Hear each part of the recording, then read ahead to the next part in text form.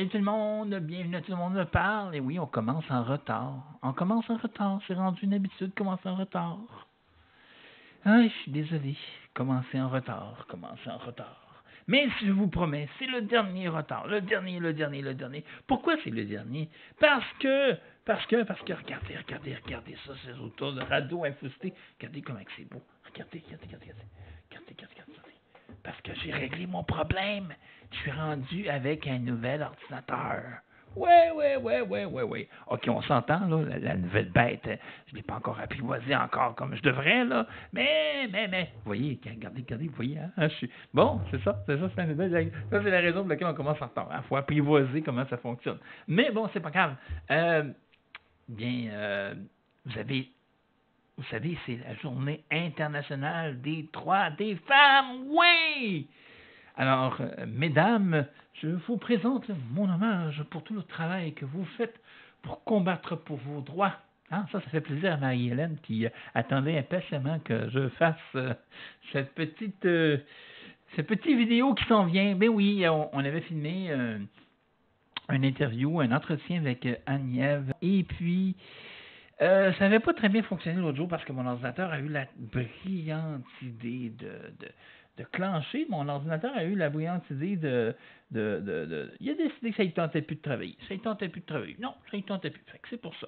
Mais là, je vous présente dans quelques minutes, vous allez voir l'entretien avec Annie-Ève Collin, philosophe, militante féministe. Vous allez voir, c'est très intéressant. Qu'est-ce qu'elle a à nous dire? Vous allez enfin pouvoir l'entendre. Puis, il y a Sylvain Gay qui vient nous rejoindre pour l'agenda indépendantiste. Et oui, Sylvain Gay sera là. Il n'est pas encore là avec moi, mais il s'en vient dans quelques minutes. Bonsoir tout le monde. Venez faire son tour. Ben oui, c'est merveilleux. Il a décidé de... Donc, autre événement, en tout cas, en 1983, le 8 mars, c'était la mort de Robert Rumilly, l'historien. C'est un auteur. Est-ce qu'on peut dire historien? Parce que c'était quand même le grand auteur de l'allégorie du livre qui a été écrit pour raconter l'histoire de la Société Saint-Jean-Baptiste de Montréal. Donc, Robert Rumilly qui a écrit de nombreux ouvrages dans sa carrière, qui ont entre autres une excellente biographie d'Honoré Mercier, de Duplessis et de beaucoup d'autres personnages de l'histoire, Henri Bourassa aussi, des grands personnages de notre histoire. Le rendez-vous aujourd'hui, qu'est-ce qui se passe aujourd'hui? Aujourd'hui, évidemment, c'est les rendez-vous du MQI, spécialement pour la Journée internationale des femmes. Tout à fait. Pour cette journée, il y a une participation donc c'était aujourd'hui avec Sophie Stanquet, l'animatrice, Jemina Bedavid, et évidemment, il y avait des artistes comme Sylvie Legault, Martine Ouellette, qui étaient présentes à l'événement. Ça se passait au centre Saint-Pierre. Donc, les rendez-vous du MQI. Prochain rendez-vous du MQI, ce sera le 28 avril, en présence de M. Robert Laplante. Alors, ce sera intitulé « Comment Ottawa déconstruit le national ». C'est à la salle Ronald Asselin. Le national. Oui, exactement. Donc, Robert Laplante, « Comment Ottawa déconstruit le national ». Peut-être qu'il manque de... Bon, c'est simplement reporter ce qu'on a dit. Alors, autre événement, donc ça se passe évidemment. Alors, il y a évidemment d'autres événements à suivre. Alors, c'est pour s'informer, vous allez sur action.info, donc AQCPION.info, et vous avez toute l'information dans l'agenda indépendantiste. Et les événements qui se passent cette semaine, bon, évidemment, il y a la jeunesse patriote communiste. Ah bon, patriote communiste. Alors, au Patro Rock à Damour, c'est aujourd'hui même, c'était à 19h, patriotisme et socialisme au féminin. Donc, les femmes et la révolution. Alors, qui l'eût cru? On trouve que les choses les faits. Exactement. Et il y a les patriotes d'extrême droite, et les patriotes de droite, et les patriotes au centre. Et il y a des gens qui sont ni à gauche ni à droite, ils sont au-dessus et en avant. Alors, donc, autre événement également, le 9 mars. Qu'est-ce qui s'est passé le 9 mars 1906? C'était la politique donc une politique nationale familiale, donc le but de l'enseignement, évidemment, dans une autre époque, le but familial de l'enseignement ménager. Alors, on avait créé les écoles ménagères, donc par la société. C'était la société conservatrice qui a créé ces premières écoles de ménagères, où on apprenait, il y a entreprendre un voyage en Nouvelle-Angleterre dans le but d'engager les Québécois d'immigrer au Manitoba.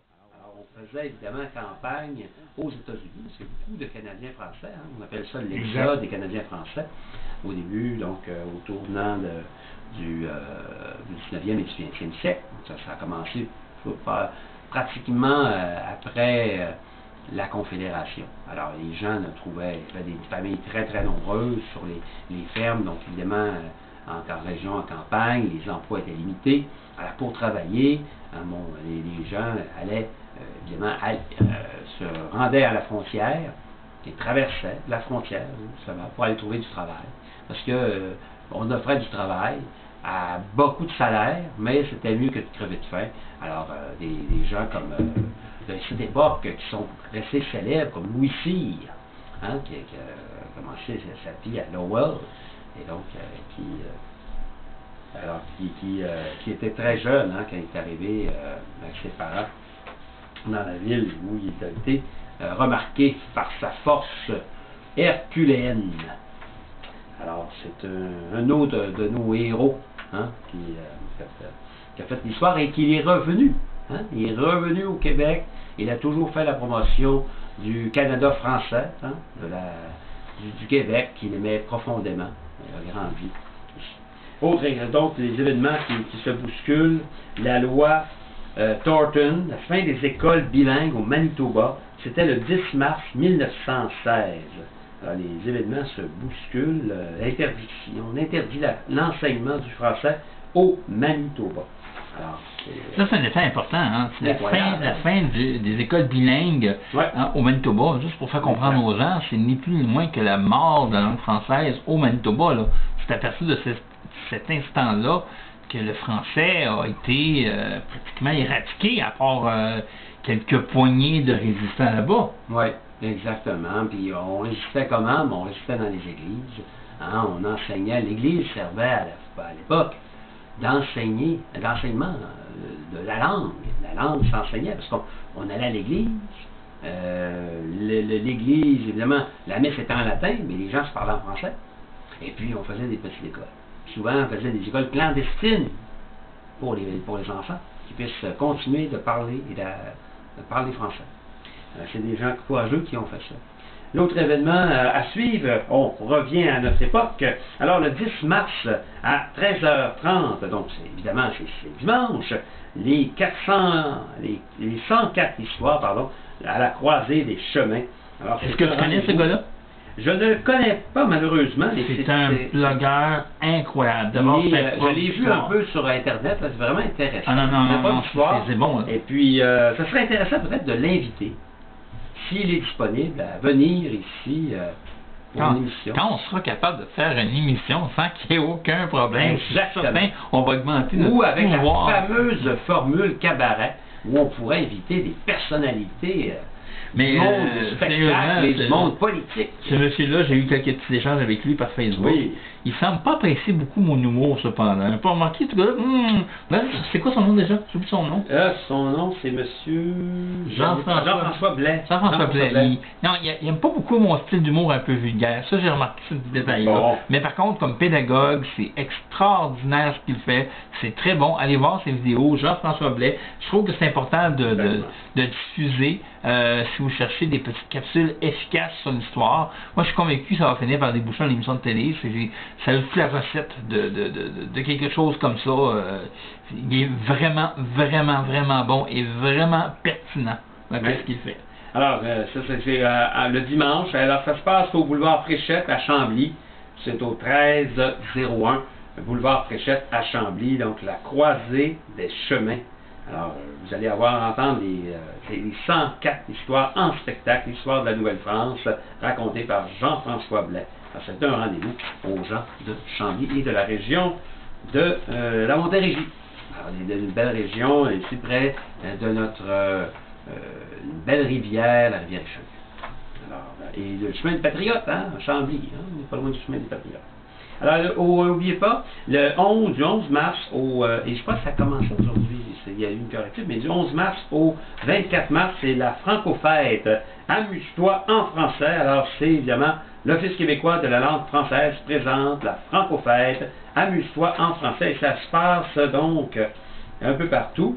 Et il y a des événements qui vont avoir lieu dans le coin de Gatineau, dans la Franco-Fête. Alors, il y a des spectacles d'humour, il y a des spectacles de chansons, on a Cire Pathétique, on a André Sauvé, on a des artistes connus, plus ou moins, et on a des grandes vedettes qui vont du spectacle, des théâtres, pour la famille.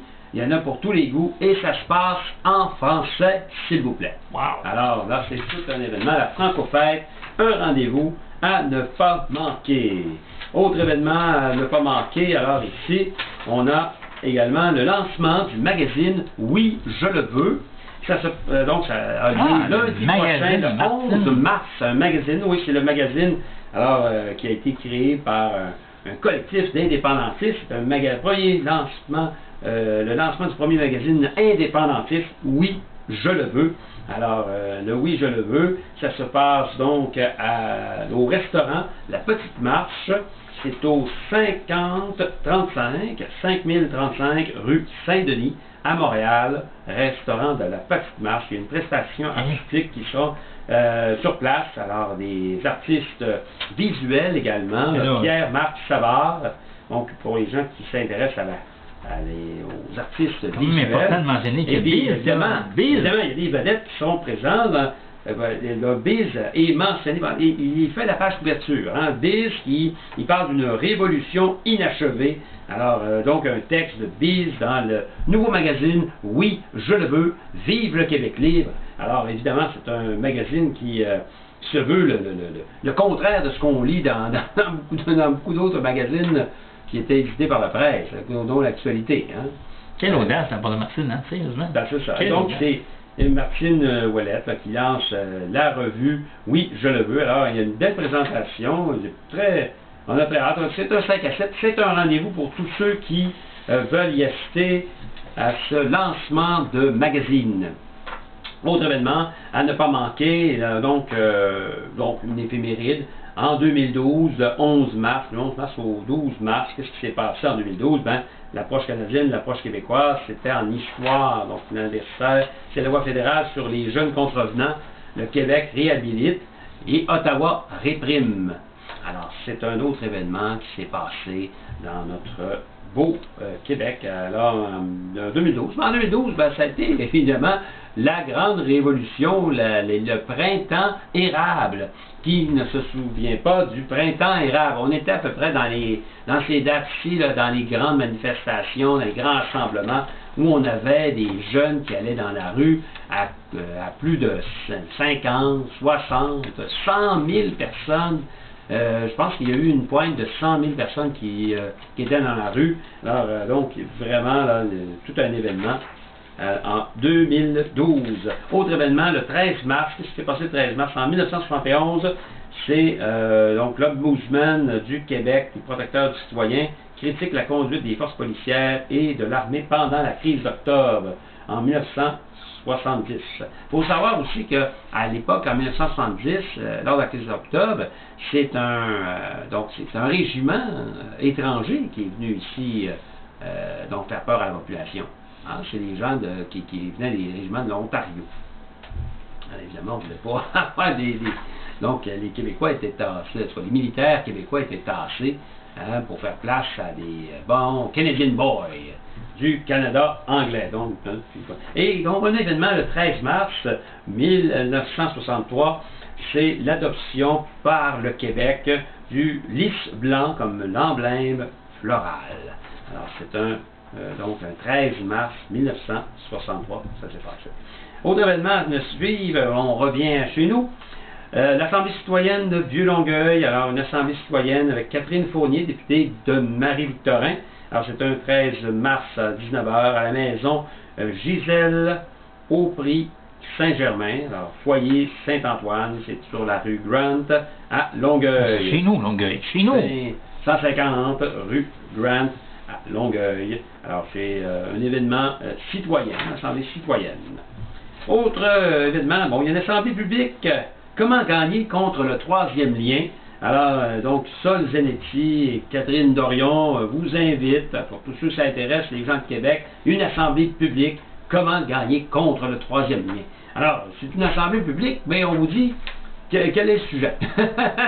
Donc, on n'essaie pas de vous dire est-ce que c'est bon ou est-ce que c'est pas bon. Non, on vous dit tout de suite, il faut être contre le troisième lien. Alors que est-ce qu'on peut être pour le troisième lien? Est-ce qu'il peut y avoir une discussion? Si on a une assemblée publique, une assemblée citoyenne, bon, on devrait avoir comment dire, avoir des contradictions. Mais je pense que Québec solidaire s'est pensé très clairement contre le troisième lien à plusieurs reprises. Je pense qu'il n'y a pas d'ambiguïté, donc, ça aurait été intéressant d'avoir que même les partis politiques invités, pas des adversaires, mais des intellectuels, ou des gens qui sont peut-être là pour débattre et avoir des contradictions. Donc, mais bon, c'est peut-être pas l'occasion pour ça non plus. C'était pas l'occasion pour ça, exactement. Ensuite, donc, ça se passe le 13 mars prochain donc au D'auteuil, c'est au 228 rue Saint-Joseph-Est à 19h. Pour tous ceux qui s'intéressent. Alors, autre événement à suivre, le devoir de débattre. Alors, c'est le journal Le Devoir qui invite les gens à débattre. Alors, évidemment, animé par le directeur du Devoir, Brian Miles. C'est un 14 mars à 19h au cinéma du musée. Alors, c'est où ça, le cinéma du musée? Ben, allez trouver ça, peut-être aller chercher l'adresse, on va aller voir. Le cinéma du musée, c'est au 1380 rue Sherbrooke-Ouest à Montréal. Alors, c'est un événement, là, il va y avoir des discussions, donc un débat sur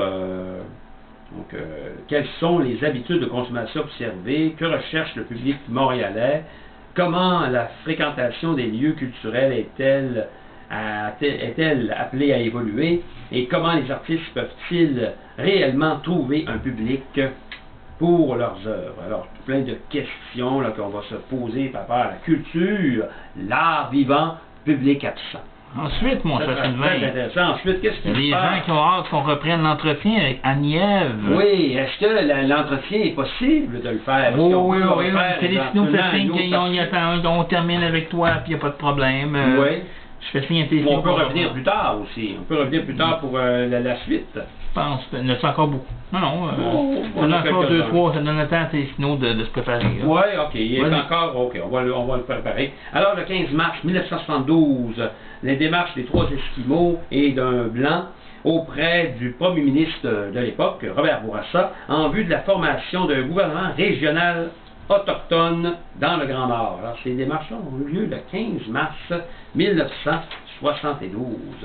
Et l'autre événement du 15 mars, ça se passe la semaine prochaine, évidemment, le 15 mars, et donc en 2000, toutefois, donc ça s'est passé, comment combattre le mouvement indépendantiste, le fameux plan B du gouvernement d'Ottawa. À l'époque, évidemment, c'était Jean Chrétien, chef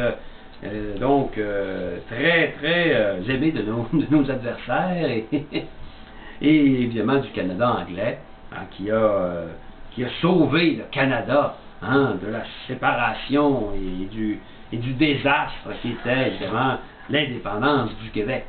Alors donc Jean Chrétien avec son plan B contre la souveraineté et celui d'une réconciliation qui comprendra la reconnaissance symbolique du Québec comme société distincte.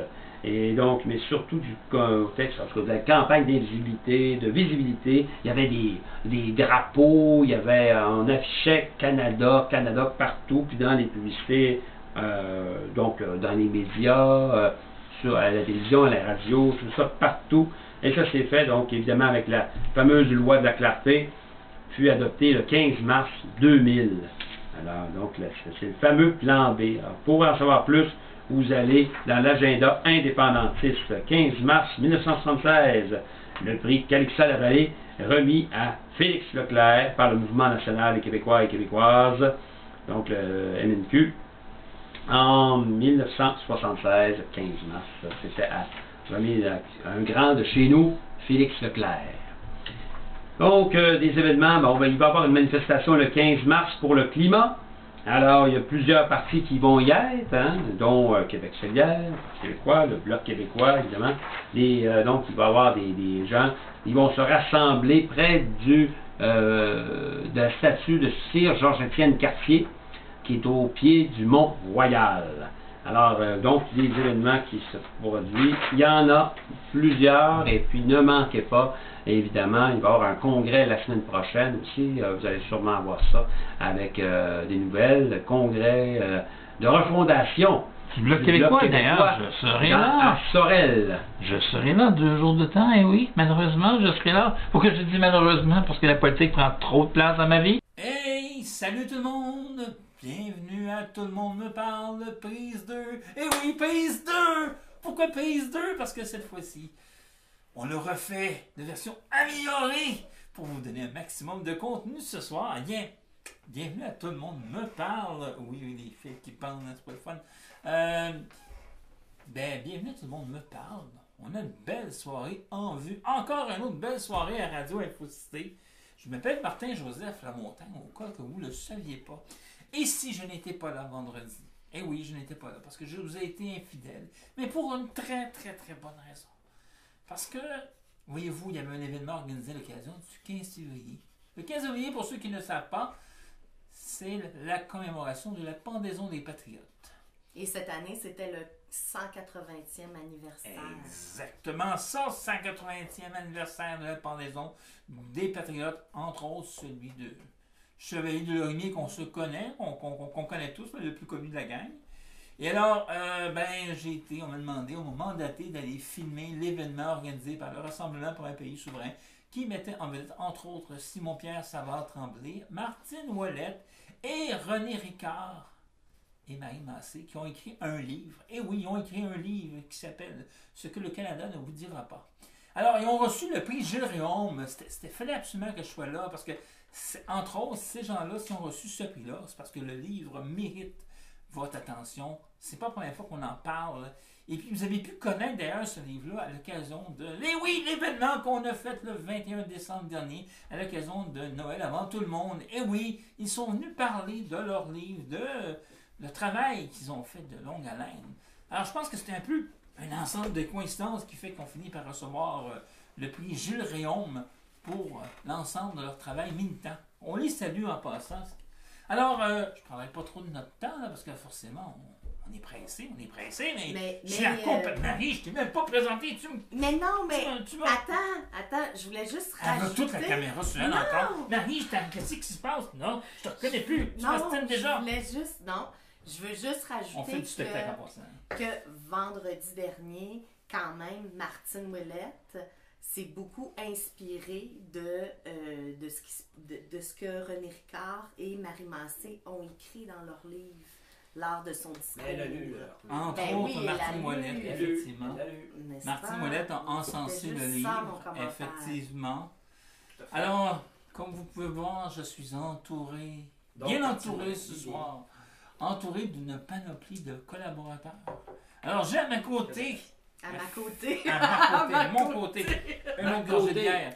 À mon côté, j'ai à mes côtés de moi. À mon côté. Je départ. Descendu dans mon jardin. C'est ça quand ça roule. Bon, Nerveux aussi vient de pogner, m'avait semé un doute. Alors, vive le montage.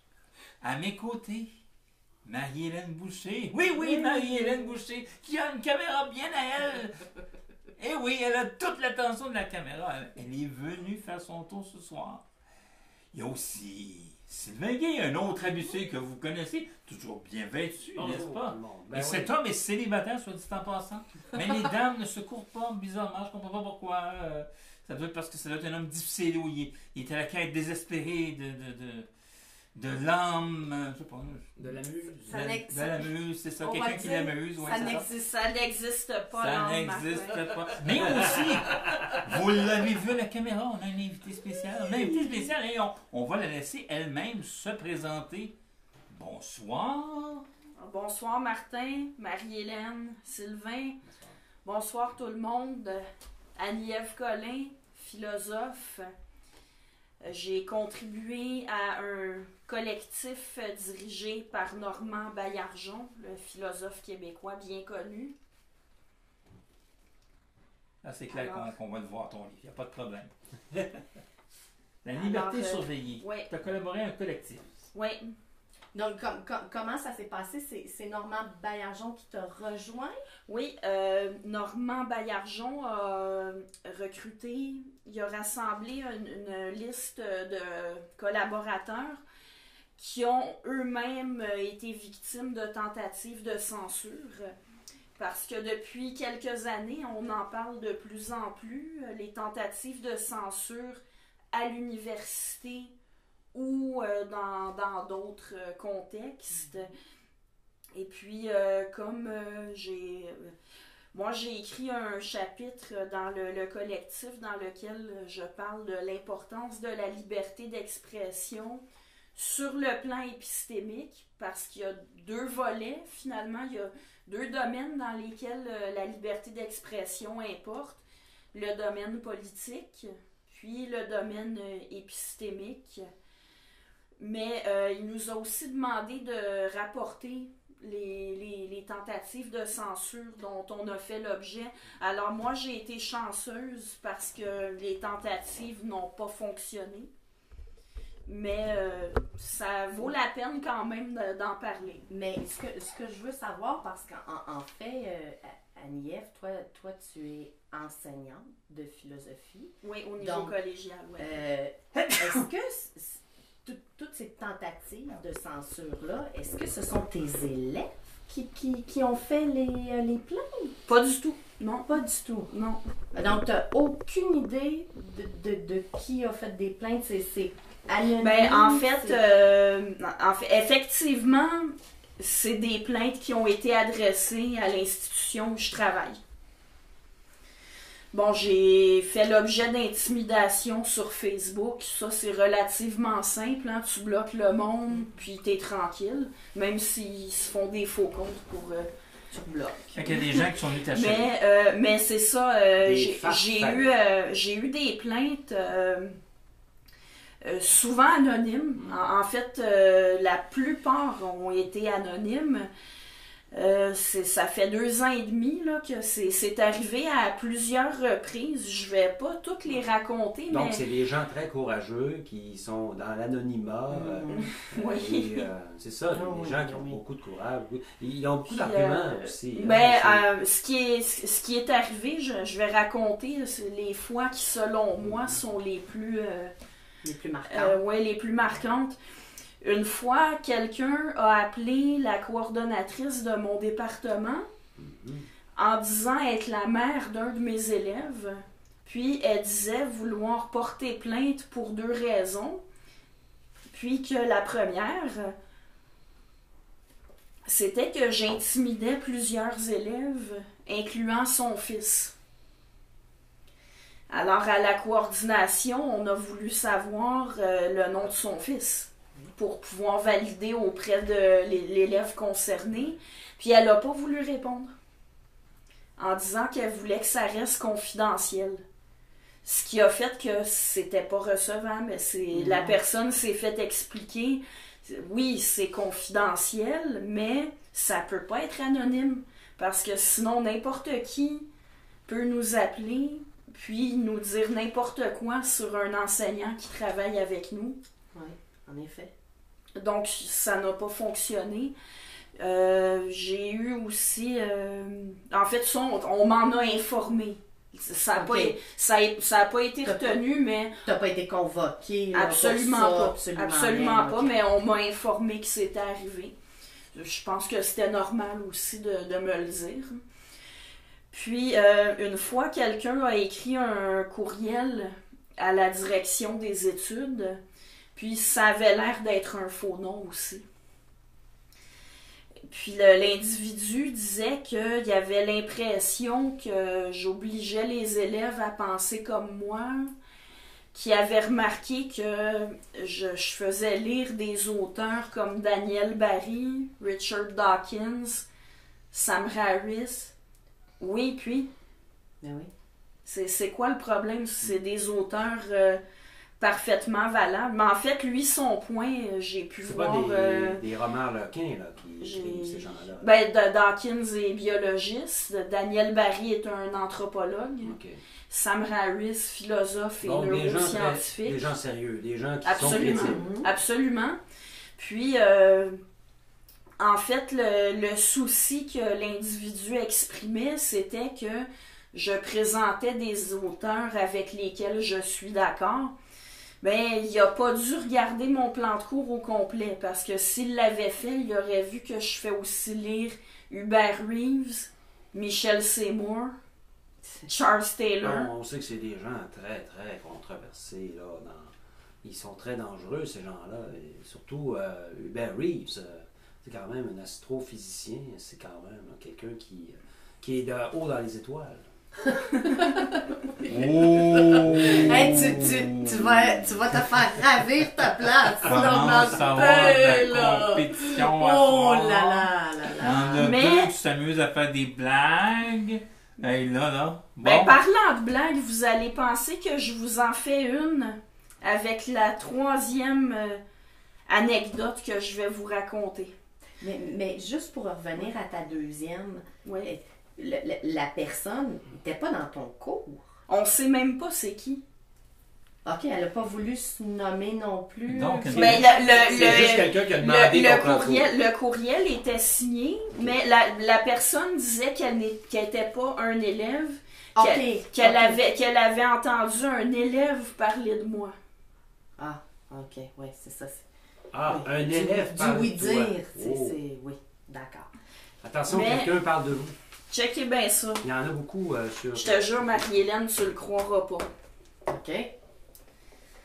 Ils ont fait un document, puis j'en ai juste une partie ici, là. Ça, je pense qu'on peut l'amener. Ouais, Tu vas l'amener... On va non, dans l'amener le une fois à vidéo. la caméra, là. Vous allez voir mieux. Au pire, je le scannerai puis je le ferai dans un beau montage. Voyez ce merveilleux document? Oui? Parfait. Non. On va. Le document complet comporte plus de 60 pages de captures C'est un d'écran. excellent travail scolaire. Des captures d'écran prises de statuts Facebook que j'ai écrits, de commentaires que j'ai écrits, de commentaires de mes amis. Ah, ben oui. Wow. Ils ont inclus un Des article sources, Facebook que ouais. j'ai écrit aussi. Vous voyez, il y a un avant-propos, hein? Hey, On c'est va assez montrer incroyable. Oh, un avant-propos. Il y a un Donc, avant... Il y a et il y a- une méthodologie. il y a- Non, mais attendez, là. Il y a une méthodologie, là. Ouais. Vraiment, Il y a un on a un travail académique, là. avant-propos. Fantastique. Puis, Incroyable. il y a une table des matières. Oh là là là là. Un travail. On pris la peine Des de matières. faire une table des matières. matières. Regardez ça. On voit que c'est un document qui est élaboré. Un avant-propos. Ah. Et en plus, c'est J'espère ça, qu'on il y va a une lui page offrir. de présentation. Puis regardez ça. Extraordinaire. Regardez ça. À l'avant-propos, le dernier paragraphe, c'est un concept qu'on connaît bien depuis qu'on parle des problèmes de censure à l'université. Un trigger warning. Un trigger warning. Et qu'est-ce qu'un Enfin. trigger warning? Enfin, nous tenons à ajouter un trigger warning afin d'avertir tout lecteur et toute lectrice que ce document contient du matériel choquant qui illustre la violence de Madame Collin, que Madame Collin exerce à l'égard de divers groupes marginalisés. Ce document contient donc de la transphobie, de l'islamophobie, du racisme et de la misogynie sévère, et pourrait ne pas convenir à un public ayant subi des traumatismes reliés à ces diverses oppressions. Eh, tiens, je peux-tu t'emprunter ça une seconde? Non, mais juste, vite, là. On va La faire quelque misogynie, chose. Propos misogynes. Tiens. Oui. Ouais. Comment à l'égard des femmes, quoi? Ou comment Ben, de la misogynie, ça peut Contre juste les hommes. être à l'égard des femmes. Tiens, regarde, Oh. Attention, c'est toxique. j'ai mis un symbole là, pour que le trigger warning... Ben, regardez, Ah, regardez le ça. trigger là. warning, c'est un avertissement. Regardez Oui. ça à la maison, regardez ça. Ah, Oui, oui. ok. Bon, vous avez vu. Bon. C'est un signe d'avertissement. Alors, là, c'est donc, comme vous avez pu le voir dans la table des matières, c'est censé montrer que je suis raciste. Juste un petit peu moins fort. OK. Donc, c'est censé montrer que je suis raciste. T'es raciste. Ben, OK, je vais vous... En fait, c'est censé démontrer. C'est censé, qu'elle est raciste. OK, je vous cite un exemple de propos que j'ai tenus sur Facebook qui sont censés prouver que je suis raciste. Je parle d'une discussion que j'ai eue avec des gens qui venaient de faire une conférence sur le racisme systémique. Et puis, j'ai essayé de savoir, bon, les personnes victimes de racisme, ces gens-là les appellent les personnes racisées. Ouais. Puis, j'ai cherché à savoir si les Juifs étaient des personnes racisées. Puis, ce qui est ressorti de mes échanges, c'était que une femme voilée est une personne racisée, mais un Juif n'est pas une personne racisée. J'étais comme, mais vous me niaisez? Les Juifs seraient pas un groupe victime de racisme? Pourtant, c'est un des premiers groupes qui est normalement visé par le racisme. Puis parce que je signale que les Juifs sont victimes de racisme, ça veut dire que moi, je suis raciste? C'est quoi leur logique? Hein? Puis,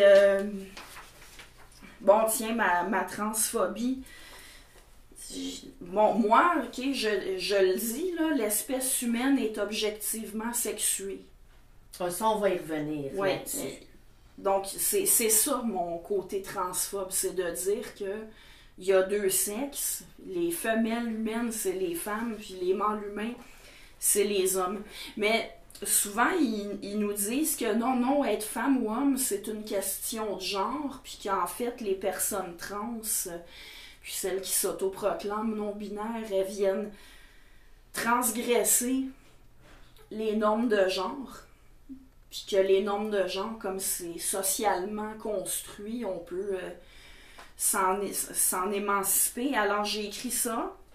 Arrêtez de me dire en parlant des trans que je devrais accepter que des gens ne soient pas à l'aise avec les normes de genre qu'on leur assigne, parce qu'effectivement, j'ai aucun malaise avec le fait qu'on transgresse les normes de genre. Mais les gens dont le problème est réellement les normes et les stéréotypes de genre vont simplement transgresser ces normes. Quand c'est rendu qu'on est biologiquement un homme et qu'on veut être reconnu comme une femme, ou l'inverse, c'est avec son sexe qu'on a un problème. Oui, puis ça demande... C'est pas avec son genre. Puis, il n'y a pas de... c'est pas que je méprise ces gens-là qui veulent changer de sexe. Je veux juste dire que de vouloir être de l'autre sexe n'est pas la même chose que transgresser les normes de genre. C'est pas parce qu'on transgresse les normes de genre qu'on est trans. Puis ça fait de moi quelqu'un de transphobe. Mais ça, on y reviendra là-dessus. Puis, ah oui, ils peuvent pas accepter que je me moque des intersectionnels. Ça aussi, on va en parler tantôt, toi puis moi. Hein? Oui. Mais c'est que finalement, ils sont étonnés que leur document ait pas eu l'air d'intéresser mes patrons, mais c'est parce qu'il n'y en a pas de problème avec ce que j'écris. Nulle part, je dis que il y a nulle part de propos haineux. Mais non. Il y a des captures d'écran là-dedans dans lesquelles je dis explicitement que je suis contre la discrimination envers les personnes trans. Puis eux autres, ils montrent ça à mes patrons en disant ça prouve qu'elle est transphobe. Oh. On voit toute la logique. Ça va très haut. Oui. En fait, j'ai juste ajouté qu'après la tentative de l'envoyer à mes patrons, ils ont fini par rendre ça disponible assez facilement pour n'importe qui, dans le but de salir ma réputation. Donc, tu es en train de me dire que si on va sur Google, on tape ton nom, il y a des chances qu'on tombe sur non, ce c'est pas aussi simple, mais moi, en fait, comment j'ai mis la main là-dessus, c'est que c'est justement quand Normand Baillargeon a publié un texte que j'avais écrit, il y a toute une gang de ceux que j'appelle la gauche régressive qui ont fait un scandale sur son mur parce qu'il avait partagé un texte que j'ai écrit. Puis il y en a qui ont commencé à donner en commentaire le lien pour télécharger ce document-là. Alors je l'ai téléchargé à ce moment-là. OK. Est-ce qu'il y a ces personnes-là, ils ont besoin, manque d'attention, ont manqué d'amour dans leur enfance? Ah ben là, j'ai pas l'habitude de... Mais ce qui est clair, c'est que ces personnes-là cherchent à étouffer le discours, c'est sûr. Mais il y a une haine de soi à la fois, là, dans tous ces propos, dans toute cette remise en question d'une certaine normalité ou d'une certaine évidence. Il y a une espèce de haine de soi. Oui. Toute la question d'espèce de reconnaissance de l'identité et de se nier une identité propre alors qu'elle existe, elle est là, donc on ne peut pas la nier, elle est biologique.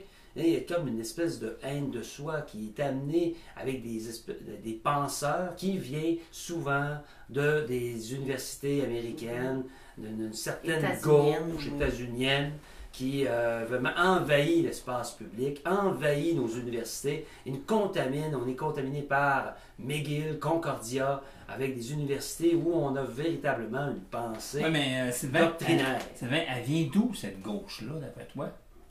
Cette pensée, cette gauche-là? Parce qu'on ça vient des années 60, 60. Non, mais t'as une minute, non, c'est pas vrai. Oui, c'est très loin, il faut remonter très loin. Parce que là, n'oublie pas que moi, la gauche que je connais, la gauche syndicaliste, la gauche qui défend les travailleurs, la gauche du réel. Je me reconnais pas dans cette gauche-là. Non, c'est une gauche sociétale et qui s'occupe seulement des questions sociales. Pour moi, c'est comme si ça venait d'apparaître depuis 2-3 ans d'entendre parler, mais à part ça, je me sens moi-même comme homme de gauche, je me reconnais pas du tout là-dedans dans ce discours-là, moi. Un discours qui défend les minorités à tout prix, c'est pas la gauche des travailleurs. C'est pas ma gauche à moi de Michel Chartrand. C'est pas la gauche de Paul Rose. Non, c'est pas la gauche. Elle vient de où cette gauche-là? Et qui la véhicule? Exact. C'est ça la grande question. À qui profite le crime? Hein? Oui, mais pourquoi ça fait une immense distraction alors que les vrais enjeux de la gauche traditionnelle, c'est de la défense des petits, dans le fond. Des faibles. C'est ça. Mais pour eux, les faibles, c'est ceux qui sont. C'est là que je comprends pas pourquoi cette gauche-là qui dérape s'acharnerait sur toi. Parce qu'on s'entend-tu, c'est des gens qui ont une pensée qui déraille, qui s'écharnent sur toi comme travailleuse. Mais c'est surtout aussi de se mettre toujours dans une position de victime. Et la victime, à ce moment-là, le côté, l'esprit ou cette espèce de pensée de victimaire.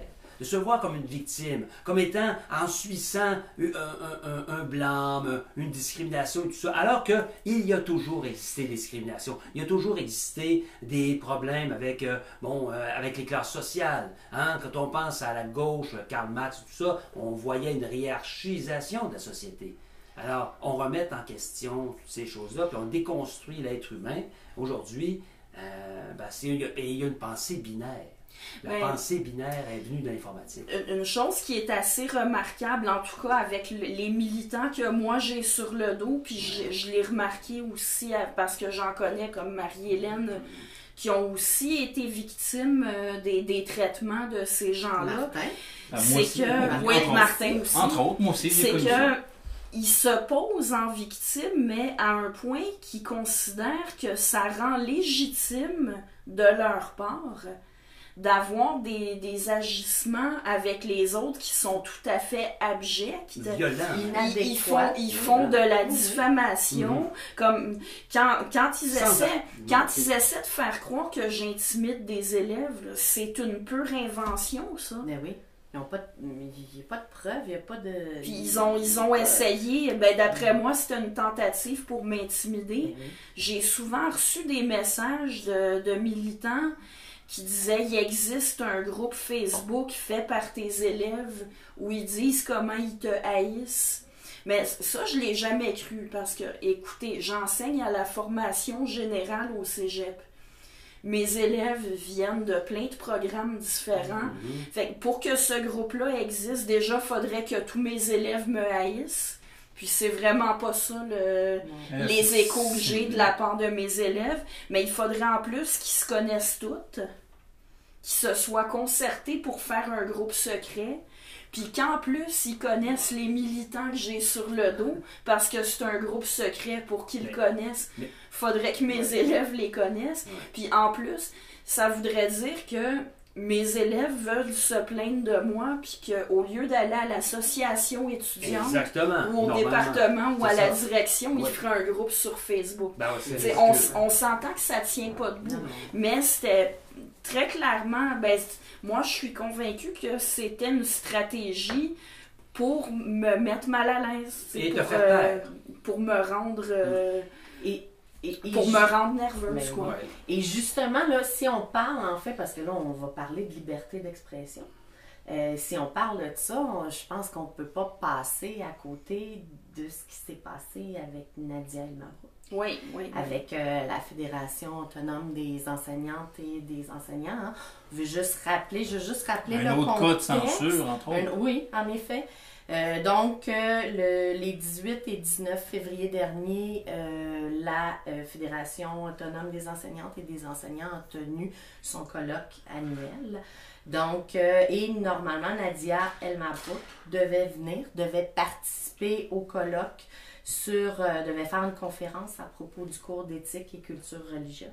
Conférence qu'elle devait donner avec Pascal Navarro, qui est une journaliste. Et elle devait aussi participer à la table ronde féministe. Et bien entendu, il y a eu beaucoup de malaise, à savoir autour des délégués syndicaux, comme quoi que on ne voudrait pas nécessairement que Mme El Mabrouk vienne. Bref, donc on a convoqué les délégués syndicaux à une rencontre. Et pendant cette rencontre-là, il y a des gens qui ont fait remarquer que Mme El Mabrouk tenait des propos transphobes. Transphobes comme moi. Oui. C'est-à-dire de dire qu'un mâle humain, c'est un garçon. Et voilà. Oui, c'est ça. Wow. Donc, elle tenait des propos transphobes et à cause de ça, on ne peut pas lui citer le droit de parole. Non, mais moi, je veux insister. Elle n'avait pas vraiment tenu de propos transphobes. C'est parce que y a les militants puis les universitaires en gender studies et compagnie. J'aimerais ça qu'on revienne là-dessus. Ils ont établi la définition de la transphobie de telle sorte que il suffit de dire qu'un mâle humain est un garçon pour faire preuve de transphobie. Alors, c'est une définition qui est tellement orientée. Wow. Parce que ton genre, toi tu pourrais te dire, mais dans le fond, moi, mon genre, il est féminin. Moi, je suis une femme. Tu t'auto-proclames femme. Et c'est ça, juste de te dire, tu es né avec des organes reproducteurs mâles. Je suis transphobe. Donc, c'est ce qu'on a reproché à Mme El Mabrouk, entre autres. C'est vraiment... Et là, on sait... on sait là, tout le tollé que ça a fait aussi. Là. Et il faut savoir que la discussion, c'est sûr que ça a suscité beaucoup de passion. Et il y a des délégués qui ont préféré s'abstenir de voter que plutôt de mettre de l'huile sur le feu parce que les passions étaient déchaînées. Et c'est vraiment... Et moi, je voulais savoir, parce que, on va le dire, toi et moi, on a écrit une lettre ouverte qu'on a envoyée au Devoir, qui n'a pas été publiée, mais dans laquelle on dénonçait justement le fait que Nadia El Mabrouk soit censurée par la Fédération autonome des enseignants. Donc, je voulais savoir, qu'est-ce que tu en penses? Il y a quand même un argument qui a un certain poids de la part de ceux qui disent qu'il n'y a pas eu de censure. C'est que la Fédération autonome des enseignants est libre d'inviter qui elle veut pour prendre la parole à ces événements. Et c'est juste. Et Nadia El Mabrouk, oui, elle a des tribunes. On ne niera pas ça. Mais ce qu'on peut questionner, c'est le processus par lequel on a décidé que c'était l'ensemble des enseignants représentés. Ouais. Alors qu'il y en avait qui voulaient écouter Mme Elmaro. Ben oui. Oui. Ben oui. Moi, quand c'est arrivé, moi, j'ai pris position immédiatement. Et je suis allée dire, parce que moi, je suis en 2018, bref, je n'ai pas encore reçu ma carte de membre pour 2019, mais en 2018, j'étais membre de la Fédération autonome des enseignantes et des enseignants. Donc, c'est sûr que j'ai pris position et que je l'ai dit à mon syndicat aussi. J'en revenais pas. Et vous savez, j'expliquais qu'il y a une différence entre critiquer une idéologie et avoir un discours haineux envers les personnes. Et imaginez-vous, il y a une enseignante qui est venue me répondre. Ben moi, je vois pas c'est quoi la différence entre les deux, parce que quand tu critiques une idéologie, automatiquement, tu critiques des gens. Et je me suis dit, Wow. mais non, attends, elle enseigne. Elle enseigne, là. Elle enseigne, là. On donne un diplôme à une personne Elle enseigne. de ce calibre-là. Wow. J'étais estomaquée. Ça, c'est la médiocrité. Estomaquée. La médiocrité. Et je me souviens, Nièvre, là, Médiocrité de- je sais que tu as participé à un panel qui a été, là, entre autres, avec Jamila Benabid. Oui. Ce panel-là a été, écoutez, vous avez eu beaucoup de menaces. Oui. Si je me souviens bien. Oui. Qu'est-ce qui s'était passé? Ben, en fait, moi, ce que j'en ai su, c'est Jamila qui était l'organisatrice, puis elle a écrit à toutes les conférencières invitées pour nous dire qu'un policier l'avait contacté, lui avait dit qu'il fallait qu'il y ait de la surveillance policière parce qu'on s'était rendu compte qu'il y avait des antifas qui avaient l'intention de faire des problèmes à notre panel. Alors, elle nous a écrit pour nous dire, en fait, pour savoir si on comptait aller de l'avant quand même et participer au colloque malgré le danger. On a tous accepté d'aller au colloque quand même. Moi, j'ai quand même dit à ma mère que je voulais pas qu'elle vienne. J'ai dit à quelques personnes, je t'ai invité à venir, mais je m'en voudrais trop. Parce que t'étais craintive? Oui. Oh oui! Oui. Oui. Mais bon, ça s'est bien déroulé. OK. Mais oui, j'ai... C'est pas tous les jours hein, que t'apprends. Puis T'en parles beaucoup avec émotion en ce moment. C'est ce que ça, je j'ai ressenti. ressenti, Le trémolo et ça est palpable. à quelque part, Très sensible. j'en revenais pas. On annonce un colloque sur le féminisme, la religion, le racisme et la science. Puis il y en a qui veulent... censuré. Je veux dire, il y en a qui disent que ça, c'est des gens d'extrême droite, c'est des fascistes. Ouais, mais de voyons science, on est donc! d'extrême droite. Ça fait- Voyons donc! C'est... Ah non, C'est à tomber en bas de sa chaise. Je ne fais C'est pas le ton monde d'Orwell. procès, je ne juge pas personne, Presque. mais un point commun, excuse-moi de t'interrompre Sylvain, ce que je remarque qui est la facilité même, c'est d'accuser quelqu'un d'être de droite automatiquement parce que cette personne-là ne fit pas dans qu'est-ce qu'ils ont le goût d'entendre. Alors le lien est très rapide en faire oui, mais tu connais telle personne qui lui pas de discours. a des propos un tel, ou tu connais quelqu'un, mettons, qui est membre de la meute, automatiquement Mais tu es membre de c'est la meute. culpabilité Une par affaire dans ce genre-là. association. Hein, c'est C'est vraiment facile. ça. Là, on facile. s'entend, il y en a beaucoup de cette frange de la gauche-là qui Ah ouais. utilise ça. Mais ça, c'est de la gauche, multiculturalisme, qui vient de multiculturalisme, c'est les multiculturalisme, tout Ouais, mais ça, moi- ça, moi, ça mais- vient de ceux qui nous dominent.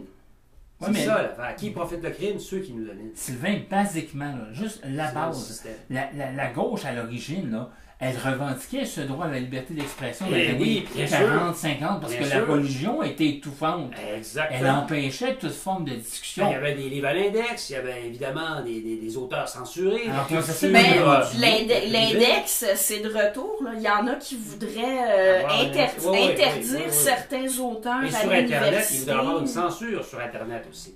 Mais- Ça se parlait en Mais France. justement, compte tenu qu'on parle un peu de religion, est-ce qu'on peut faire en tout cas, est-ce qu'on Ah, peut discuter de laïcité? c'est quand même un dossier qui est assez... Ah oui, c'est d'actualité, très chaud, parce qu'on a au ici... Québec. Oui. Personnellement, moi, je trouve que de parler de laïcité, c'est un dossier qui s'éternise alors qu'il y a d'autres priorités. Je comprends que c'est important, Marie, je suis d'accord, mais j'ai hâte qu'on en finisse solidement.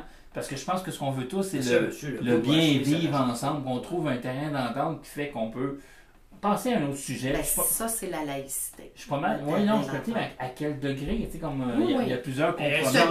Tu as une écœurantite aiguë. Solide. Mais peu importe. Pas moi. Oui, mais peu importe qui est voté sera attaqué par le gouvernement fédéral, sera attaqué par la Charte des droits et libertés. Et n'oubliez pas qu'il y a la clause dérogatoire. Oui, exactement. Il faudrait juste que Legault ait les couilles d'utiliser la clause dérogatoire. Et il a dit que c'était son intention. Et voilà. Ouais. Alors, j'aimerais ça qu'on parle un petit peu de laïcité qui, pour moi, je ne sais pas si toi aussi c'est comme ça, mais qui, pour moi, est la base du vrai vivre ensemble. Évidemment. La laïcité. Qu'est-ce que tu en penses? Bien, je pense que vous savez tous que je suis pour une laïcité qui inclurait, entre autres, l'interdiction de signes religieux pour les fonctionnaires en position d'autorité. En fait, moi, j'appuie certainement le gouvernement Legault, mais je pense que c'est pas assez. OK. C'est pas suffisant. C'est la position de Bouchard-Taylor là, dans le rapport. Ça, c'est encore moins assez.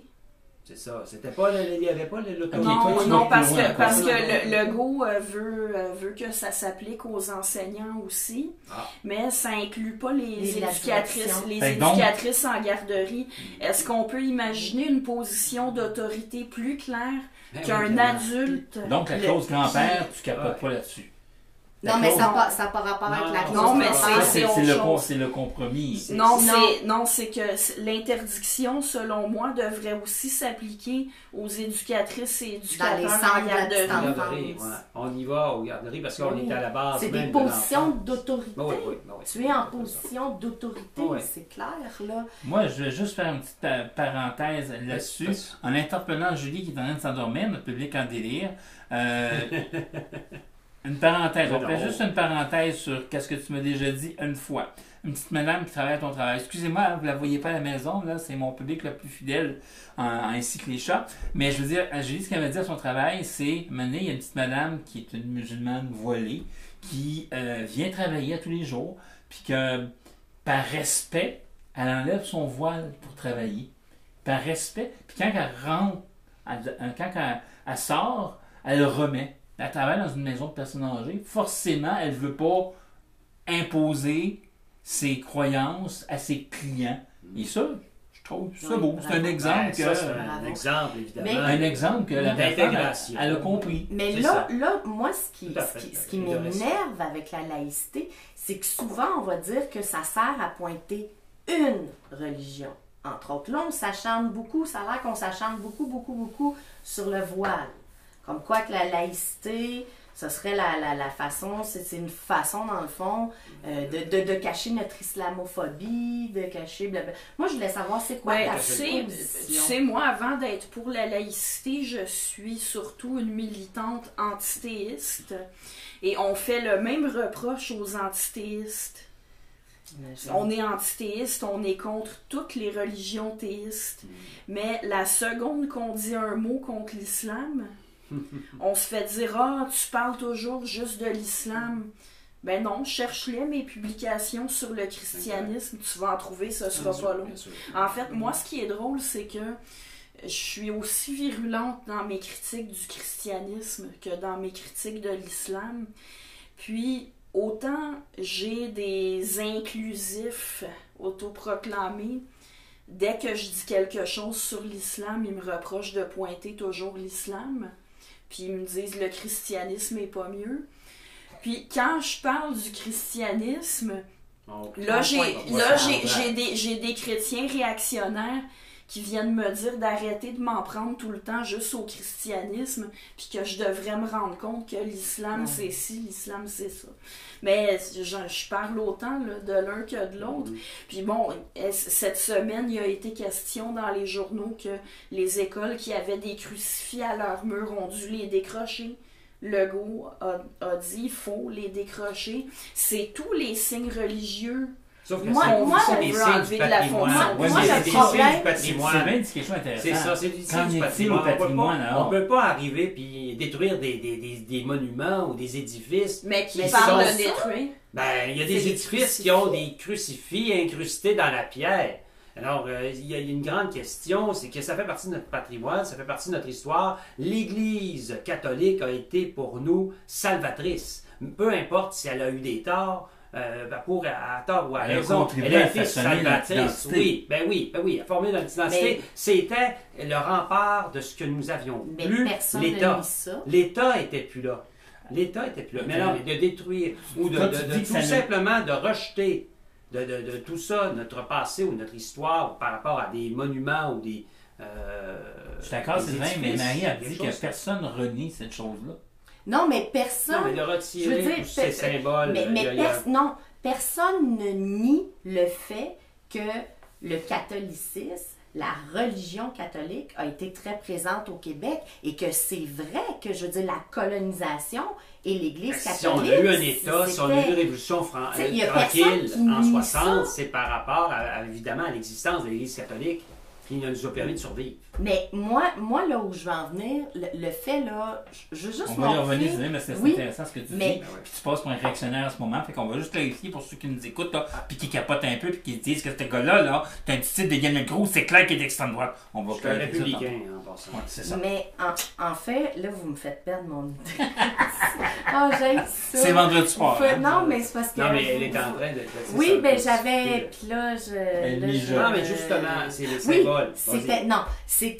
Je veux juste un petit peu qu'on voit un peu le double discours de Québec solidaire. J'ai trouvé ça drôle. J'ai trouvé ça drôle que Gabriel, Ah, les Chinois. Nadeau-Dubois, ensemble, Ouais. le fait qu'on retire les crucifix, Ouais. mais qu'il accepte Les autres. tous les autres signes C'est ça. religieux C'est renié sur chez Ouais. les personnes en position d'autorité ou chez les personnes, les députés. Mais il faut absolument enlever les crucifix.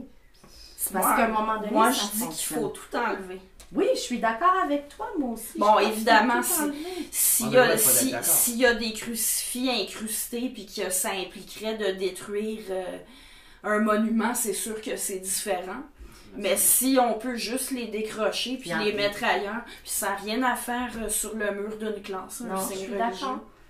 Mais comme une enseignante qui vient à enseigner avec son voile, pour moi, ça n'a pas lieu d'être. J'avais lu un argument, je me souviens plus de qui, mais je l'avais trouvé très intéressant. Je pense que c'était Léla Lesbeth qui avait dit ça, que en fait, c'est encore plus dérangeant un signe religieux porté par l'enseignant ou l'enseignante qu'un signe religieux accroché au mur.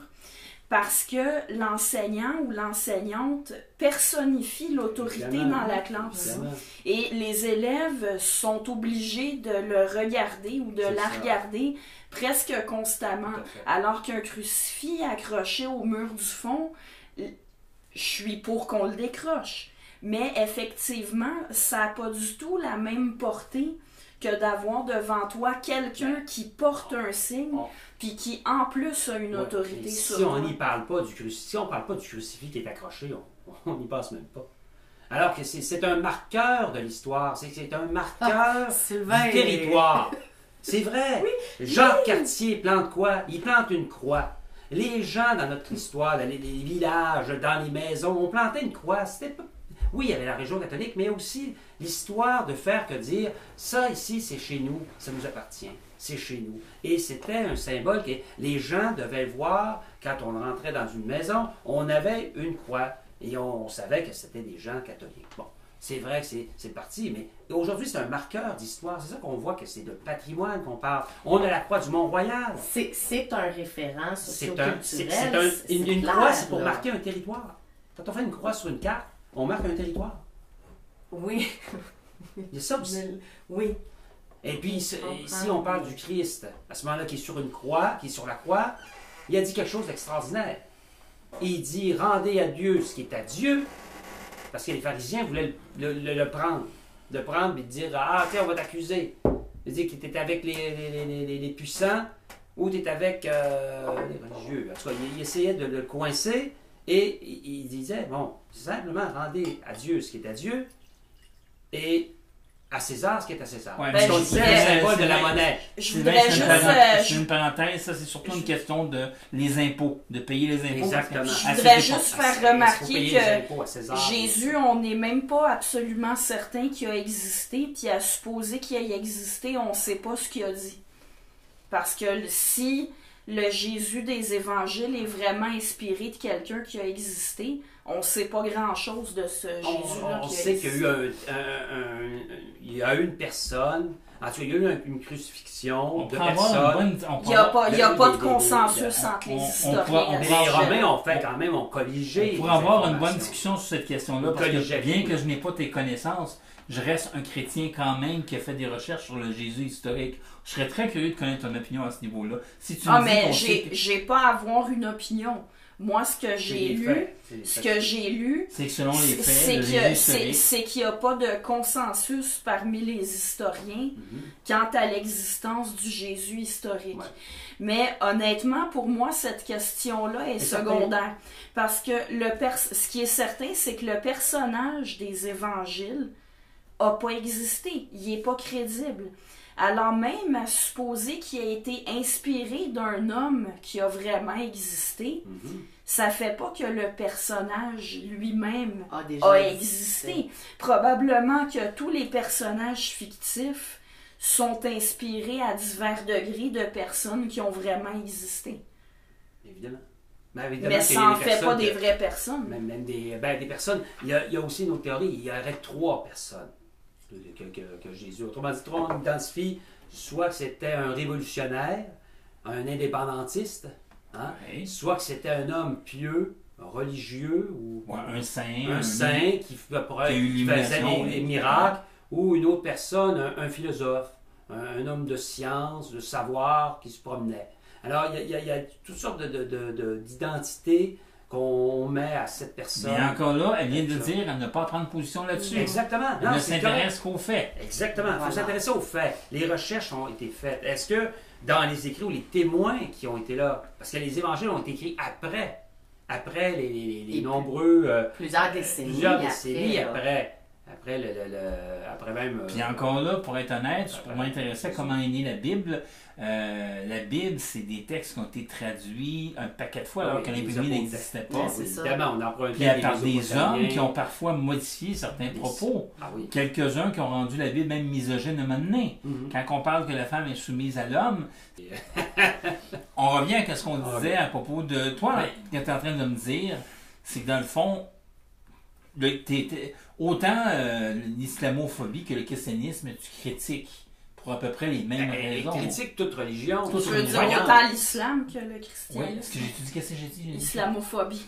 On vient d'une connerie. Autrement dit, tu critiques autant toutes les religions, point final. Toutes les religions, pour toi, c'est dans le même bateau. Je vais pas dire c'est dans le même bateau parce qu'il y a des différences entre les religions. Mais pour les mêmes raisons que j'ai d'être contre l'islam sont valables pour le christianisme aussi, oui. Ou l'hindouisme, ou le judaïsme. L'hindouisme, je connais moins ça. Mais ce qui est certain, c'est qu'en fait, moi, ma première raison de m'opposer aux religions, c'est leur manque de crédibilité à la lueur des connaissances qu'on a aujourd'hui. Puis ça, même avec le peu que je connais de l'hindouisme... Mais les religions, au départ, c'était pas un outil politique pour fédérer des peuples et des populations. C'est aussi des philosophies. Le bouddhisme est une philosophie avant d'être une religion, pour m'en parler. Attention, la philosophie, c'est une entreprise de recherche de la vérité. Depuis Socrate. Puis depuis avant Socrate. Les présocratiques... Des philosophes plus anciens que Socrate, eux, ils voulaient comprendre le fonctionnement de la nature. Ils ont jeté les bases de la science de la nature, de la physique. Puis ça a continué avec Aristote, avec les stoïciens, Épicure. Ils cherchaient à comprendre le fonctionnement de la nature. La philosophie, c'est une entreprise épistémique. Ce n'est pas une entreprise spirituelle. Non. J'ai pas de problème avec la spiritualité, mais c'est pas le Pour les domaine néophytes de à la la philosophie. maison, qu'est-ce que l'épistémologie? OK, l'épistémologie, c'est une discipline de la philosophie par laquelle on cherche à établir les normes à suivre pour acquérir des connaissances. Mais le mot que j'ai employé, c'est épistémique. Une entreprise épistémique, ça veut dire que c'est une entreprise par laquelle on cherche la vérité. Donc la philosophie est épistémique, les sciences sont épistémiques, la littérature n'est pas épistémique. Ce qui lui enlève rien, c'est pas une discipline épistémique, ça veut pas dire qu'elle est meilleure qu'une discipline qui ne l'est pas. Mais l'objectif premier de la littérature, ce n'est pas d'acquérir des connaissances. Oh là, alors que l'objectif de la philosophie, c'est ça. Avec mon bac et ma maîtrise en études françaises, je pourrais en parler longtemps. Je suis pas tout à fait d'accord. Allez-y, vas-y. Non, mais c'est juste... Moi, la réalité, la vie, je l'ai appris à travers les textes littéraires aussi, qu'on doit mettre toujours en fonction. Tu sais, on doit toujours ramener ça dans le contexte historique aussi. Tu sais, quand on veut savoir où on va, faut savoir d'où on vient, il faut savoir...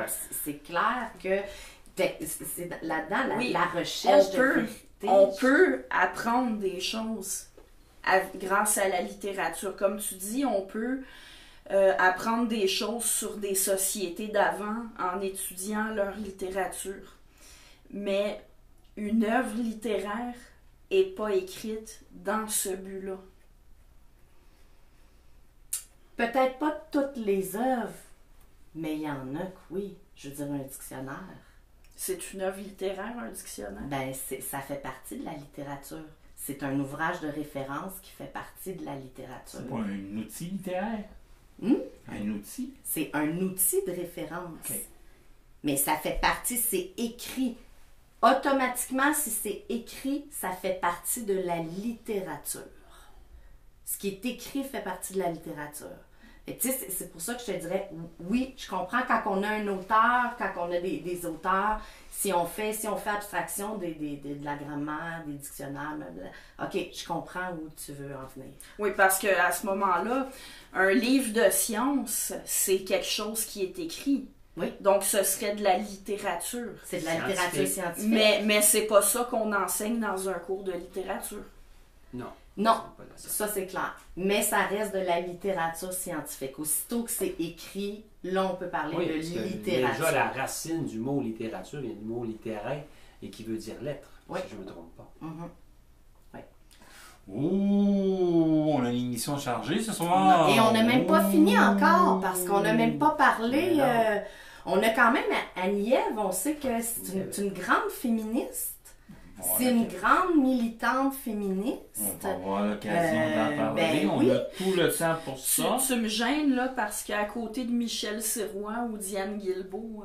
Oui, mais moi à côté de toi, ça me gêne. Michel Sirois, en passant, je l'ai connu du temps que j'ai milité à Québec solidaire Crémazie. Ben oui. Juste en passant. Oui, mais Michel Sirois était avec Québec solidaire. Mais ça a été une grande militante féministe. Je l'ai côtoyé là et elle est sortie de Québec solidaire à peu près en même temps que moi.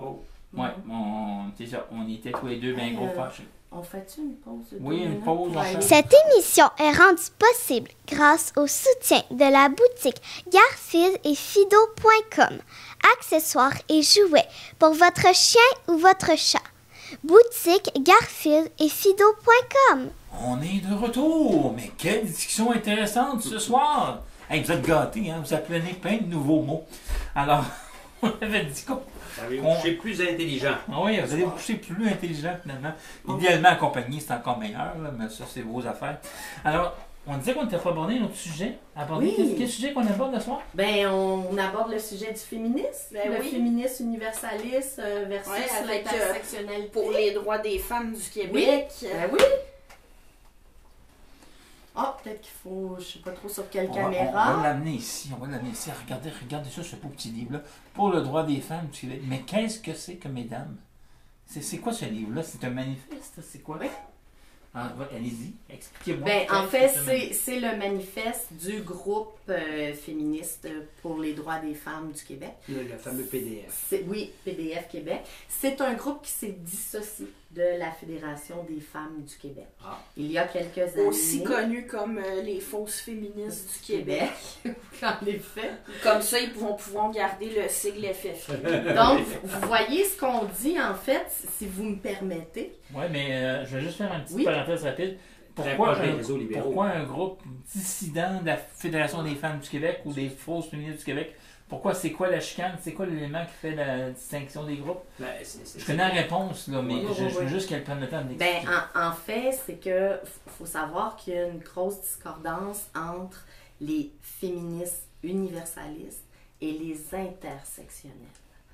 Donc, PDF Québec, ce sont des féministes universalistes, c'est-à-dire que il n'y a pas de relativisme culturel dans les droits humains. Tout le monde est égaux, peu importe où tu habites. Donc, c'est pas de frontière. Non, c'est pas une question, ça n'a rien à voir. Non, ça n'a rien à voir avec les frontières. Ce qu'on dit, c'est qu'admettons, les intersectionnels ont tendance. Un petit peu moins fort. Okay. Les intersectionnels ont tendance à protéger, à défendre en fait le port du voile. Alors que pour les féministes universalistes, le port du voile n'est pas défendable. C'est un symbole ségrégationniste et c'est un symbole patriarcal des sociétés musulmanes. Ouais. Mais les intersectionnels défendent le port du voile. En fait, s'il y avait une intersectionnelle avec nous, elle dirait probablement qu'elle ne défend pas le port du voile, mais les femmes voilées. Les femmes, c'est ça. Comme minorité. Oui. OK. Alors, il y a eu une divergence de point de vue, il y a des gens qui sont partis. Donc, le PDF, c'est ça. Il faut savoir que les 3 femmes qui ont fondé pour les droits des femmes du Québec, Michel Sirois, Diane Guilbeault, Léla Lesbeth, elles étaient dans la Fédération des femmes du Québec et Michel et Léla ont, pour ainsi dire, été exclues. Elles prenaient position contre le voile. Puis, on a considéré à la FFQ qu'elles avaient un comportement perturbateur. Parce que la FFQ, elle se dit le ni-ni, ni pour, ni contre, sauf qu'on se rend bien compte que finalement... c'est que à la Fédération des femmes du Québec, on focalise tellement sur la liberté individuelle sans se rendre compte que la liberté, c'est pas quelque chose qui suffit de déclarer. Ça prend des conditions pour avoir une liberté. Puis, est-ce que les femmes choisissent de porter le voile? Je doute pas qu'il y a des femmes qui le portent volontairement, mais il y a aussi des femmes qui se le font imposer. Et celles qui le portent volontairement, c'est pas parce que des femmes font quelque chose volontairement que leur choix est forcément féministe. Est-ce qu'on peut se rappeler qu'il y avait des femmes qui s'opposaient aux suffragettes? Oui. Il y a des femmes qui sont convaincues que c'est dans l'ordre des choses qu'une femme obéisse à son mari. C'est pas parce qu'une femme est convaincue de quelque chose que sa conviction est émancipatrice pour les femmes. Tout à fait. En effet. Juste une parenthèse, pour ceux qui ne savent pas c'est quoi les suffragettes, moi je le sais, mais c'est pas tout le monde qui le sait. On fait de la vulgarisation. C'est quoi les suffragettes? Les suffragettes, c'était les femmes qui étaient pour le droit des votes, le droit de vote des femmes. C'est celles qui ont visé pour obtenir. Il faut savoir que le féminisme... Il faut savoir que les premières il y a trois suffragettes au Québec, c'était des femmes de la Société Saint-Jean-Baptiste de Montréal, qui était l'association... la Fédération de Saint-Jean-Baptiste de Montréal, qui était la Fédération des Sociétés Saint-Jean-Baptiste de Montréal, qui étaient des femmes, une sorte des féministes. Des féministes. au début du 20e siècle qui évidemment, qui revendiquait le droit, elle aussi, de pouvoir voter. Et puis, malheureusement, bon, l'évêque s'est mêlé de ça, et puis bon, ça va être... Moi, je rajoute là-dessus, bon, il faut savoir qu'il y a 3 vagues dans le féminisme. La première vague, c'est justement celle-là. C'était l'obtention du droit, du droit de vote. La deuxième vague, elle est arrivée beaucoup au Québec avec la Révolution tranquille, en France avec mai 68. Donc, c'est les femmes qui veulent prendre une position d'autorité pour justement pouvoir contrer le pouvoir qui est en place. Donc, c'est de prendre le pouvoir pour être capable de combattre le pouvoir. Exactement. Et la troisième vague, ben, on est dedans. Hein? C'est vraiment l'intersectionnalité qui est arrivée. Et que là, on est vraiment avec... l'intersectionnalité, je trouve que c'est louable. Oui, au départ, l'idée de l'intersectionnalité, c'est que, bon, il y a du sexisme, mais il n'y a pas seulement cette sorte-là de discrimination. Il existe toutes sortes de discriminations basées sur la couleur de la peau, sur l'origine ethnique, l'orientation sexuelle. Alors, par exemple, une femme des Premières Nations au Canada est à même de vivre des discriminations qu'une femme blanche ne risque pas de vivre, ou en tout cas beaucoup moins. Une femme qui est lesbienne ou une femme qui est handicapée, une femme qui est noire. Donc, l'idée, c'est qu'il y a des personnes qui vivent à l'intersectionnalité de plusieurs oppressions. L'idée est bonne au départ. L'idée est même excellente. Le problème, c'est que ça a été beaucoup trop simplifié en étant repris par un grand nombre de militantes. Puis... là, je reprends le reproche que font les 3 femmes qui ont rédigé le manifeste pour les droits des femmes du Québec. C'est qu'à force de vouloir prendre en compte le racisme, l'homophobie, la transphobie, l'islamophobie, le capacitisme, ben, on perd de vue que c'est quoi la job d'une association féministe? C'est de défendre les femmes. Parce que, en fait, je pense que le chat veut sortir. La revendication principale qui devrait être celle des féministes tombe dans l'oubli. Ben oui, c'est ce que je me dis, parce que là, c'est comme toi et moi, on est considérés comme des privilégiés, et parce qu'on est des privilégiés, on ne pourrait pas aider d'autres femmes qui sont moins privilégiées. Puis de sororité, il n'y en a plus. Puis on pourrait pas non plus reprocher à des personnes qui sont, entre guillemets, plus opprimées que nous, de contribuer à l'oppression du groupe dont on fait partie, c'est-à-dire les femmes.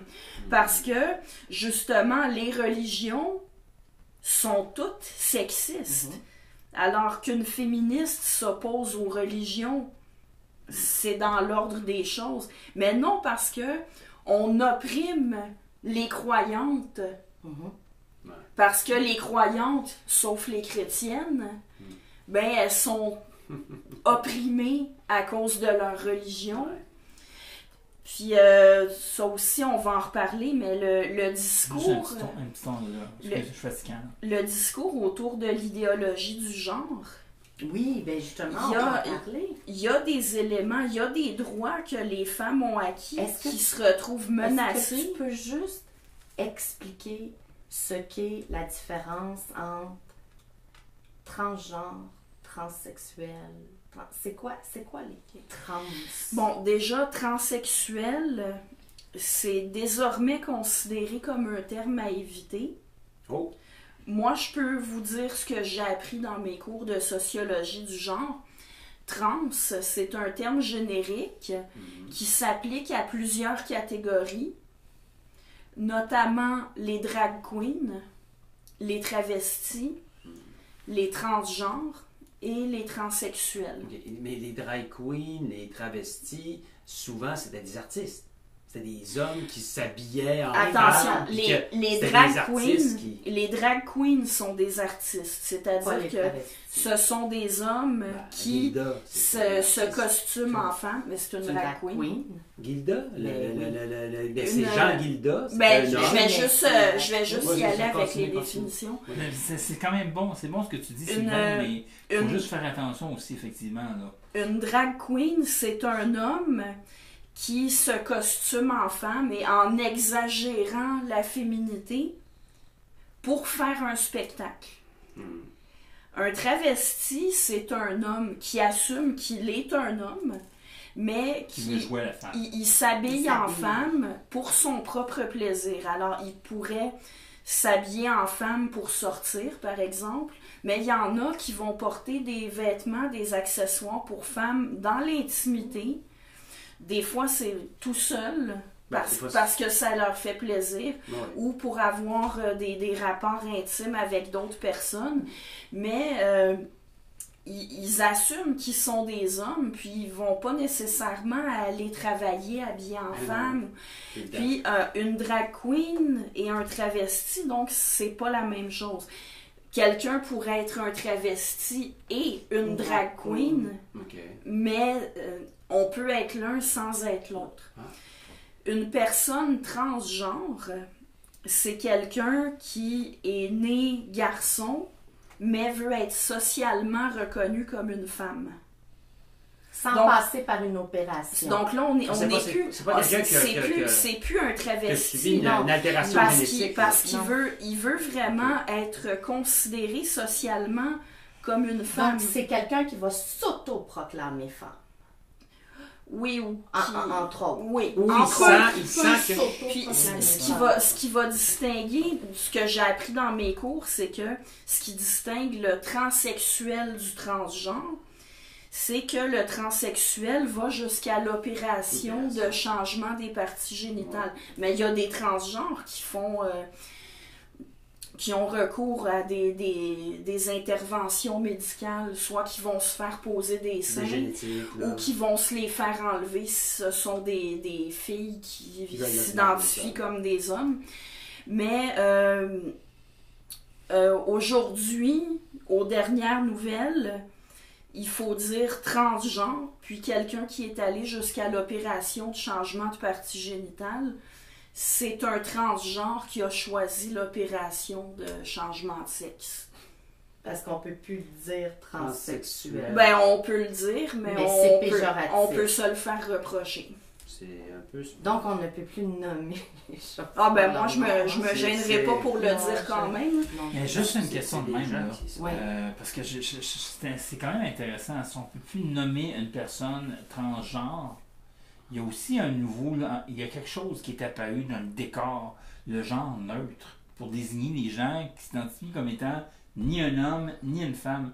Ça concerne quoi les femmes? Ben, tu vois, le problème, là, tu vois comment tu as formulé, c'est exactement ça, qui s'identifie ni comme un homme, ni comme une femme. Mais quand sur un papier d'identité, on inscrit homme ou femme, on veut pas savoir comment tu t'identifies, on veut savoir ce que t'es. Quand on te demande ta date de naissance, on te demande pas si tu t'identifies comme jeune ou vieux, comme un adolescent, un adulte. Non, regarde, c'est quoi ta date de naissance? C'est un fait qu'on demande. Le problème, c'est de focaliser autant sur l'identification subjective des gens. Moi, les identités, il y avait quelqu'un qui a écrit là-dedans. Je ne sais pas si vous avez remarqué, mais dans le recensement du gouvernement canadien, vous avez une partie sexe et vous avez 3 choix dans la partie sexe. Femme, homme, autre. Comment peut-on avoir un sexe autre? Ben, il y aurait le cas des personnes intersexes. Donc, mais ce n'est pas ces personnes-là qui ont fait la demande qu'il y ait une case autre. Non. Ce sont des personnes, probablement des militants transgenres. Probablement plutôt des autoproclamés non-binaires que des transgenres. Ouais. OK. Bon, ben, je pense que ça répond à la question, hein. Ça est rendu de Mais plus en plus compliqué. Mais je veux juste qu'on parle, je sais pas si vous avez vu, mais il y a beaucoup d'athlètes qui ont subi l'opération, qui étaient au départ des hommes, qui sont devenus des femmes avec l'opération et qui participent dans des championnats au niveau féminin. Et ces anciens hommes-là raflent tout. Je veux dire, juste dans les combats ultimes, oui, je pense qu'on pense à la même chose. Il y a une combattante qui s'est fait massacrer, mais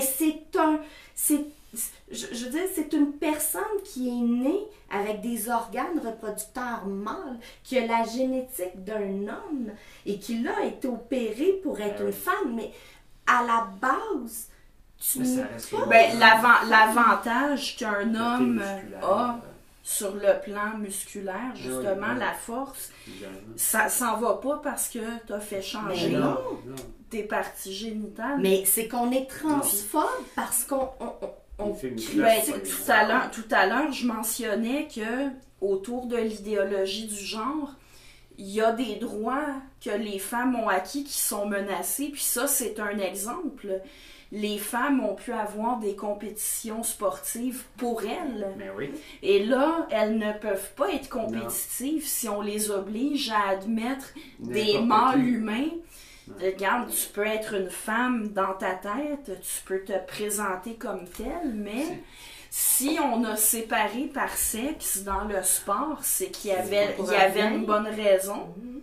Puis cette raison-là n'est pas invalidée par l'identité subjective de certaines personnes. On va juste parler en concret. Le commun des mortels, mettons, qui écoute le hockey, le Canadien de Montréal, c'est le physique avec cette logique-là, tu vas savoir ce que je m'en vais, Sylvain. Ouais. Un moment donné, on va pouvoir éventuellement voir des joueurs de hockey, parce qu'on s'entend, le hockey, comme on connaît, qu'on écoute à la télé, c'est des gars. Un moment donné, on pourrait avoir des anciennes femmes devenues des gars qui vont faire le club. Ah, ben ça, justement, on le voit beaucoup moins. Parce que autant un trans passé de masculin à féminin a un avantage sur les concurrentes qui sont des femmes biologiques. Inversement, si c'est une femme biologique qui s'identifie comme homme, là, elle fera pas le poids contre des hommes biologiques.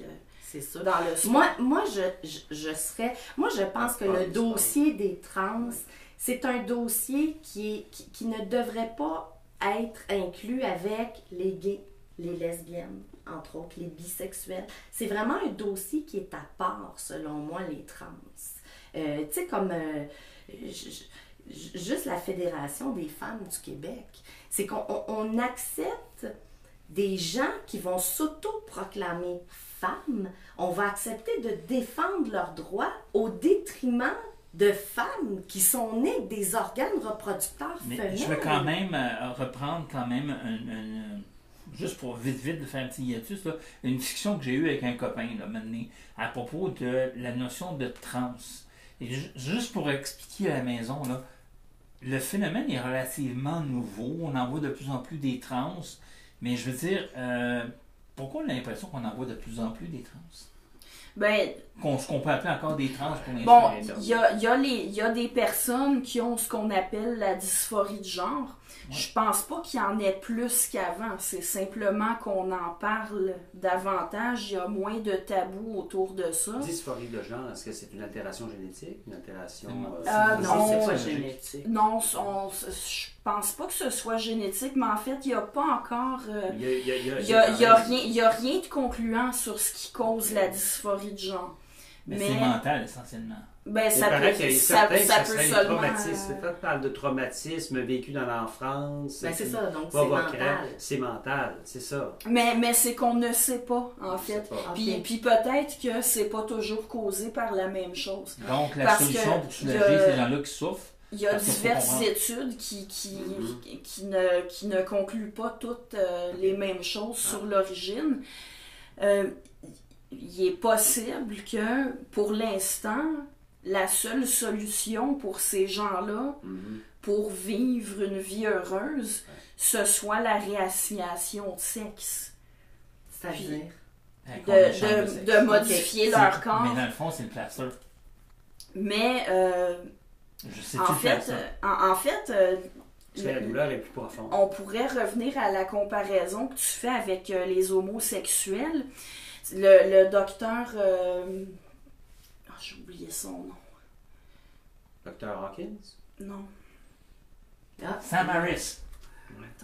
Le docteur Zucker. Une chance que tu peux faire du montage. Oui, c'est pour ça. Le docteur Zucker s'est occupé toute sa carrière d'enfant aux prises avec la dysphorie de genre. Puis, il a toujours prôné une approche prudente parce que il s'est rendu compte avec les cas qu'il traitait que la transition pour modifier son corps pour ressembler à l'autre sexe n'était pas toujours la meilleure solution pour l'enfant.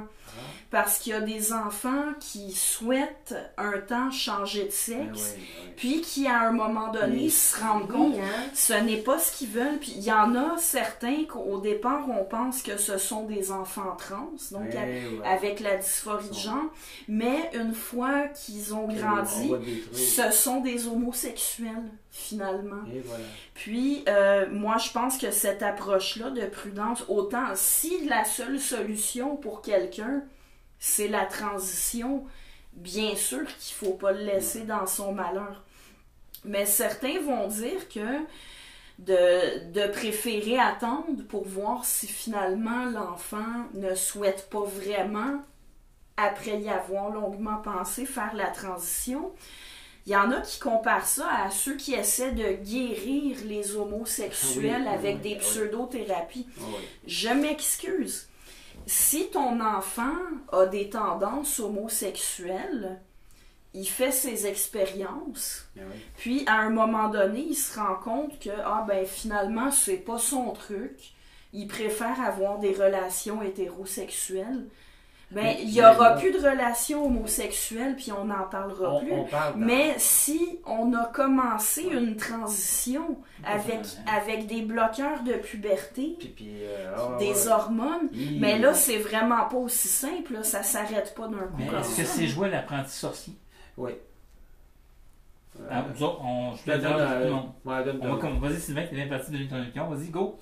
Toi, est-ce que tu penses que c'est joué l'apprenti sorcier? C'est joué l'apprenti sorcier parce que le développement d'un enfant, il y a des étapes. Évidemment, c'est pas figé. De 0 à 2 ans, de 2 ans à 4 ans, 5 ans, de 5 ans à 8 ans, il y a des processus. Et la phase de puberté, c'est un autre moment. Alors, évidemment, quand on essaie d'implanter des idéologies ou des idées dans les enfants, avec des enfants à bas âge, en leur disant « choisis, toi, une identité », alors qu'il ne sait même pas qui il est, alors qu'il n'y a même pas de discipline souvent à la maison, il est même pas donc il y a plein de choses qui sont à remettre en question. Et là, il y a des gens qui n'ont aucun encadrement, qui donnent à leurs enfants des enfants rois, qui viennent d'enfants rois et qui sont des enfants empereurs maintenant, des enfants rois qui font des enfants, donc deviennent des enfants empereurs. Alors, il y a quelqu'un qui avait sorti ça, que j'ai rencontré, mais j'avais eu l'idée, j'avais pensé l'idée avec la conversation, c'est que là, à ce moment-là, c'est un monde qui aucun encadrement, et lorsque vous avez des enfants sans encadrement, vous avez des enfants qui peuvent se perdre. Vous avez des individus à ce moment-là qui deviennent dysfonctionnels dans une société. Et c'est ça qui va se produire dans les prochaines années. Je serais curieux d'entendre l'opinion de Marie-Hélène, tu n'as rien dit sur le sujet. Sur la question, est-ce que tu penses que toi, ce que j'ai dit est-ce que je suis dans le tort? Qu'est-ce que Sylvain, ça a du sens d'après toi? Oui. Est-ce qu'on joue à l'apprenti sorcier avec les transgenres dans les opérants de bonheur? Avec les enfants. Avec les enfants. Avec les enfants. Moi, c'est les adultes. Moi, les adultes, là, ils font ce qu'ils veulent. Là. Ils sont adultes. Vraiment des enfants. On parle des enfants. Parce qu'il y a justement des gens qui disent moi j'élève mon enfant et je l'élève en ne lui assignant aucun pas sexe. Aucun genre. comme Céline Dion avec ses vêtements non-genrés. Là. Les vêtements non-genrés, ça a toujours existé, puis ça s'appelle des vêtements unisexes. Oui. Mais c'est vrai. En effet. C'est vrai, c'est du marketing. Un jeans peut être porté autant pour une femme qu'un homme. Donc, c'est ça. Fait que moi, c'est plus quand on est rendu avec des enfants. Ouais. Laissez les enfants avec des enfants. Exact. Sylvain Laissez dit, s'amuser. Laissez ton les identité, tu la connais avec. Puis même si s'habille en gars, une fille s'habille en garçon parce qu'elle veut s'amuser pour l'Halloween. Il y a un garçon qui veut s'amuser parce qu'il s'habille en femme. Ma sœur, moi j'ai été élevé pratiquement par ma grande sœur. Hein? Je suis né, elle avait 10 ans. Alors, évidemment, ma grande sœur, qu'est-ce qu'elle a fait quand avait 3-4 ans? Ben, elle m'a déguisé en fille. Hein? Elle m'a déguisé en fille. Ben, quand à la maison, c'est bien gay, c'est bien en fille. Ça m'a pas traumatisé. Mais non. Mais j'ai trouvé, moi, je me rappelle de ça parce que c'est des faits dans notre enfance. Mais t'étais-tu cute, Sylvain? Hein? T'étais-tu cute? J'avais des belles photos. Mais c'est drôle, c'est amusant. Je voudrais finaliser à propos du docteur Zucker. Ouais. Il a été diabolisé et il a perdu sa job, il n'a plus le droit de pratiquer. C'est que de faire savoir à la société que les personnes trans existent, oui et oui, combattre les discriminations. On ne devrait pas discriminer des gens à l'emploi, au logement, on n'a pas à harceler des gens, à violenter des gens parce qu'ils sont trans. Mais quand on est rendu à vouloir banaliser le transgenrisme au point de s'en prendre à un médecin qui ne fait que dire attention, c'est pas rien. Cette opération, cette démarche-là, il faut attendre d'être vraiment sûr que c'est ce qui convient à la personne. Voilà. Puis, non, ce n'est pas banal être trans. Mais non. Non, je ne doute absolument pas de la sincérité des personnes trans, mais ce n'est pas banal. C'est à prendre avec prudence. Mais étant donné justement qu'il y a cette idée-là selon laquelle on aurait une espèce de moi intérieur qui existe de toute éternité. Donc, dès que l'enfant se déclare fille, même s'il y a un pénis, ben, de remettre ça le moindrement en question, ça devient perçu comme de la transphobie. Intéressant. C'est incroyable. Intéressant. Je pense qu'on a pas mal abordé le sujet. Prochain sujet. C'est vrai qu'on a abordé la question du transgenre. Vers où est-ce qu'on s'en va avec tout ça? Tu voulais-tu revenir, là, tu vas faire du montage? Oui, je fais du montage, pas de problème. Tu m'as dit que tu voulais revenir un peu sur le livre? Oui. Elle voulait juste revenir un petit peu sur le livre. De toute façon, on a 2 heures, là, fait qu'après ça, je coupe.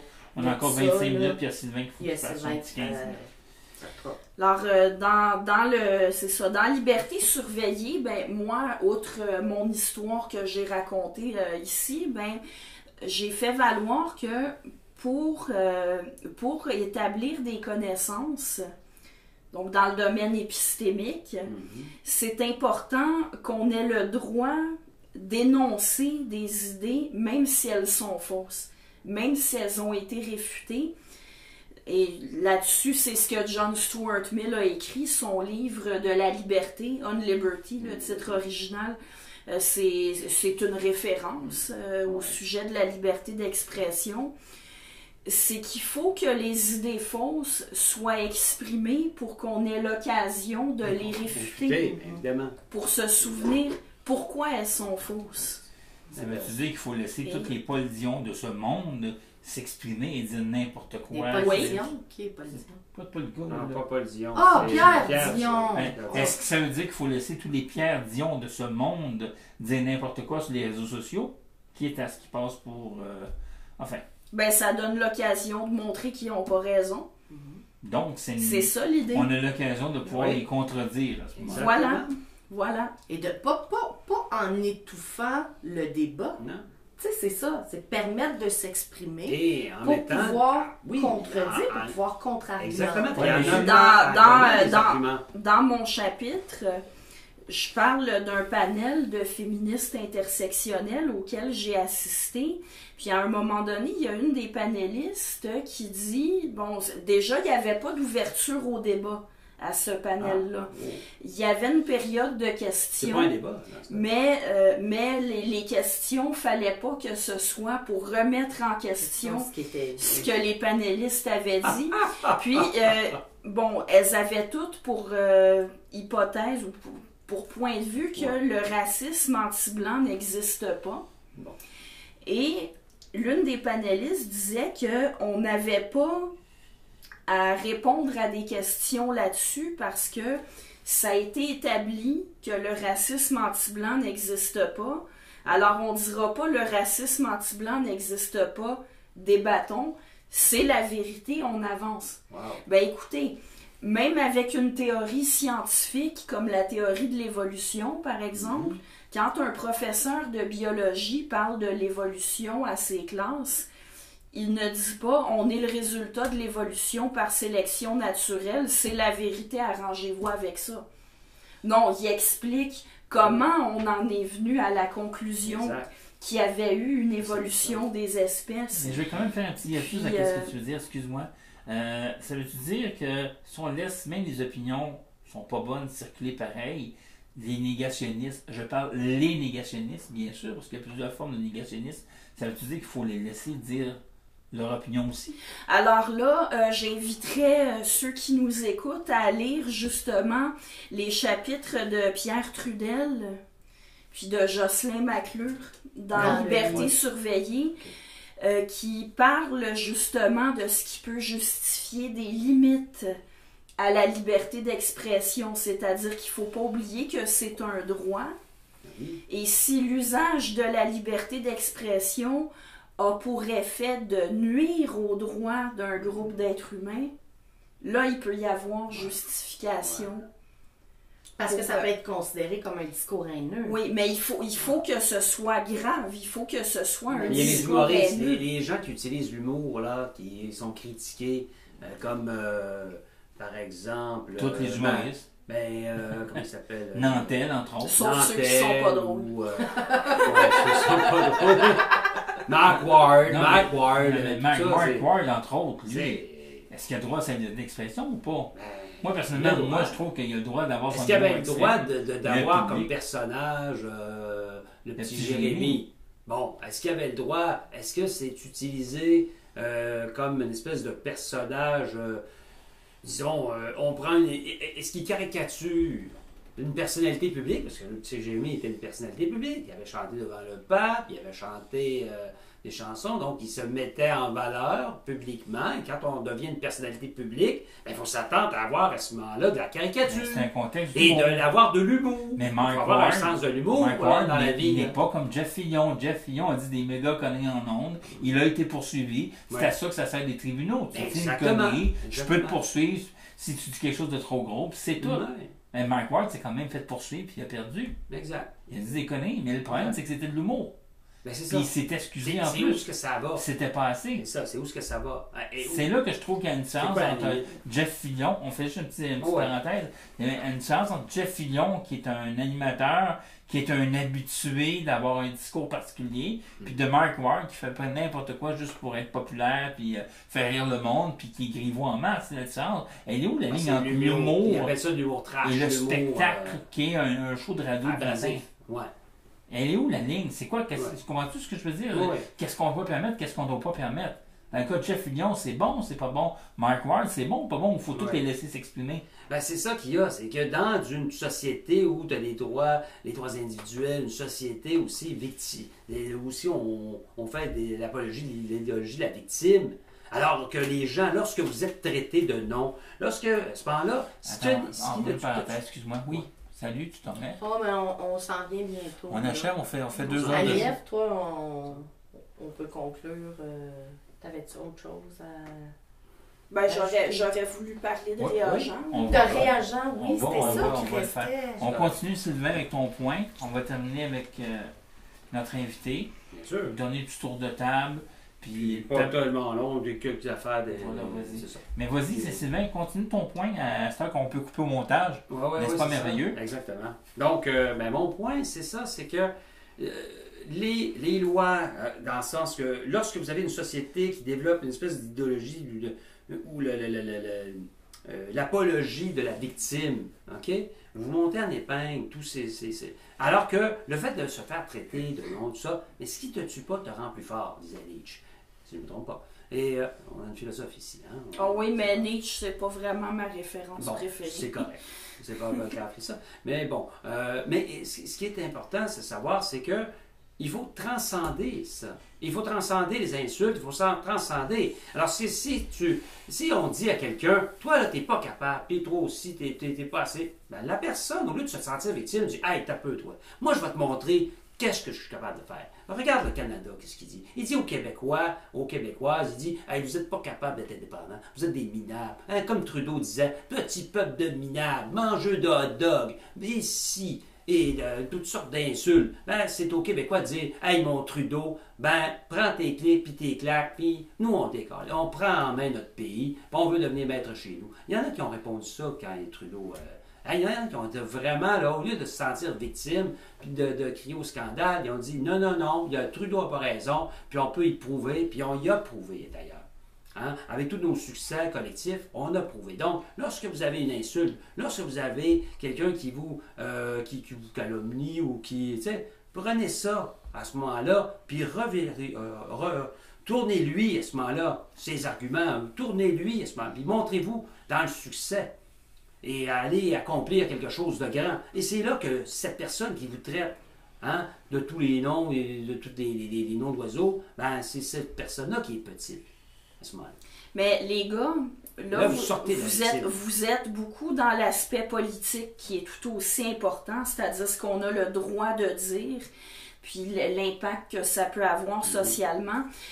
Moi, j'étais beaucoup plus sur le plan des connaissances, c'est-à-dire que quand on établit des choses en sciences sociales, en sciences pures, oui, on va se souvenir des fausses croyances qu'on a eues avant. Par exemple, dans n'importe quel cours de biologie, on va montrer comment la théorie darwinienne a pu supplanter les alternatives qui ont pu exister. Réagent, dans son chapitre de Liberté surveillée, elle parle de l'impossibilité sociale là, de critiquer l'idéologie trans, comme on en a parlé tout à l'heure. Puis, elle insiste sur cet élément-là, c'est qu'on veut carrément occulter certaines vérités sur l'espèce humaine. On veut empêcher de parler d'une réalité biologique qui concerne notre espèce, puis qui en plus a des implications sociales. Puis ce qui est particulièrement grave, c'est qu'on veut faire ça dans le milieu académique. Puis je reviens à Nadia El-Mabrouk, il y a des enseignants qui ont dit on a travaillé pour rendre les écoles inclusives pour les personnes trans, puis elle vient dire qu'une fille trans c'est un garçon, mais une fille trans est un garçon. Ben ouais. Il faudrait qu'on occulte la vérité au nom de l'identité subjective de certaines personnes. Réagent, la tentative de censure a réussi parce qu'elle devait faire une conférence à l'UQAM, puis il y en a qui sont allés chahuter, elle n'a jamais été capable de parler. Puis moi, il n'y a pas de sécurité à l'UQAM, il n'y a pas ce dont je parlais tout à l'heure, on aurait voulu me faire perdre mon emploi parce que moi aussi, je le dis, qu'une fille trans est un garçon. Le but là, de ce document-là, c'était que je perde mon emploi parce que, selon mes détracteurs, je ne devrais pas avoir le droit d'enseigner si je n'accepte pas d'occulter la réalité du caractère sexué de l'espèce humaine, puis si je me permets de critiquer l'islam, puis... c'est des connards qui vont avec ça. Ben, évidemment, si tu critiques toutes les religions, Les régions, ils passent. C'est parce qu'il y a aussi des gens qui te mettent dans une catégorie. Automatiquement, si tu oses critiquer tel affaire, c'est clair que tu as un petit fond d'antisémitisme, tu as un fond d'islamophobie, que tu es un réactionnaire. Un réactionnaire, voilà, le 21. Exactement. Alors, on te met dans cette catégorie-là, alors qu'il y a un paquet de nuances. T'opposes au discours dominant, au discours qui est vraiment véhiculé par les grandes organisations. Le discours qu'on veut imposer. Exactement. Je ne dis pas que c'est un discours dominant. C'est plus non, un discours... parce que c'est ça, le discours transgenre, que les autoproclamés, c'est pas un discours qui est dominant, mais c'est qu'on doit, on doit accommoder, on devrait, comme Agnève a dit, occulter la vérité pour accommoder ces gens-là. Oui, ça c'est mais le discours. Quand non. on parle de discours dominant, on parle de discours qui s'associe ou qui s'incarne dans le multiculturalisme canadien, dans la véritable... donc, ce discours dominant, c'est ça. C'est la doctrine de l'État du Canada qui est le multiculturalisme canadien. Trudeauiste. Voilà. Bon, mais je pense qu'on a pas mal fait le tour. Est-ce qu'il y a d'autres choses à rajouter? On fait un dernier tour de table? Ben, en fait, moi, je veux remercier Agnève. Ça faisait longtemps. Je pense que tu y tenais beaucoup. Ah, j'y tenais beaucoup. Parce que aussitôt que tu m'as dit oui, la première personne que j'ai appelée, c'était Martin. Et j'étais tellement contente. Martin! J'ai réussi à avoir Agnève! Je suis vraiment, vraiment honorée, contente. Je sais qu'on est amis, mais c'est mis à part ça, moi c'était la féministe, la militante laïque que je voulais qu'ils viennent se présenter et que je voulais parce que je trouve tellement que tu as des belles qualités, tu t'exprimes tellement bien que ça vaut la peine pour les auditeurs de te connaître. Puis ça vaut la peine, justement, ton point de vue est tellement articulé, bien argumenté que... En même temps, c'est une tribune aussi pour faire comprendre où on est rendu aussi. Oui, oui. Il y a moyen de me lire aussi sur mes différents blogs. On a mis aussi, on va mettre aussi là On peut quand même dire le nom en nombre, là. Ça va être le lien. En fait, vous pouvez suivre le webzine Discernement, sur lequel il y a une série d'excellents auteurs et je fais partie des auteurs de Discernement. Et aussi le blog Justice, qui est surtout sur les rapports entre les hommes et les femmes, hommes-femmes, société. Et vous pouvez aussi me suivre sur ma page d'auteur sur Facebook, qui porte tout simplement mon nom, Agnève Collin. Tous mes billets sont publiés sur cette page-là, puis quand je fais des vidéos comme ça aussi, je les publie sur ma page. Bonne idée de pouvoir publier celui-ci, quand il va être prêt. Ben excellent, excellent. En tout cas, pour moi, par part, on a quand même eu, on a un invité d'honneur, on a une intellectuelle, on a vraiment élevé le niveau aujourd'hui. Même si bien t'es excité. Non, on est moi, mes neurones sont excités. On est très contents. Ça va me changer. Mais c'était une émission tellement intéressante. Vraiment. En tout cas, merci. Merci. Vous avez des commentaires, studio en commercial, radio-infocité.com. Pas besoin de vous dire que mon ordinateur vient de décéder. Alors, si vous avez une coupe de sous, vous encouragez, vous aider à nous acheter des nouveaux équipements. Il y a plein de quoi qui brisent dans ce milieu-là, ça coûte cher. Puis, forcément, c'est une idée de générer 50$, 55$, 5$, 10$, selon vos moyens, si vous êtes capable. Sinon, c'est pas grave. studio@radioinfocité.com et je vais vous annoncer que cette émission va bientôt son propre Patreon. Ben oui,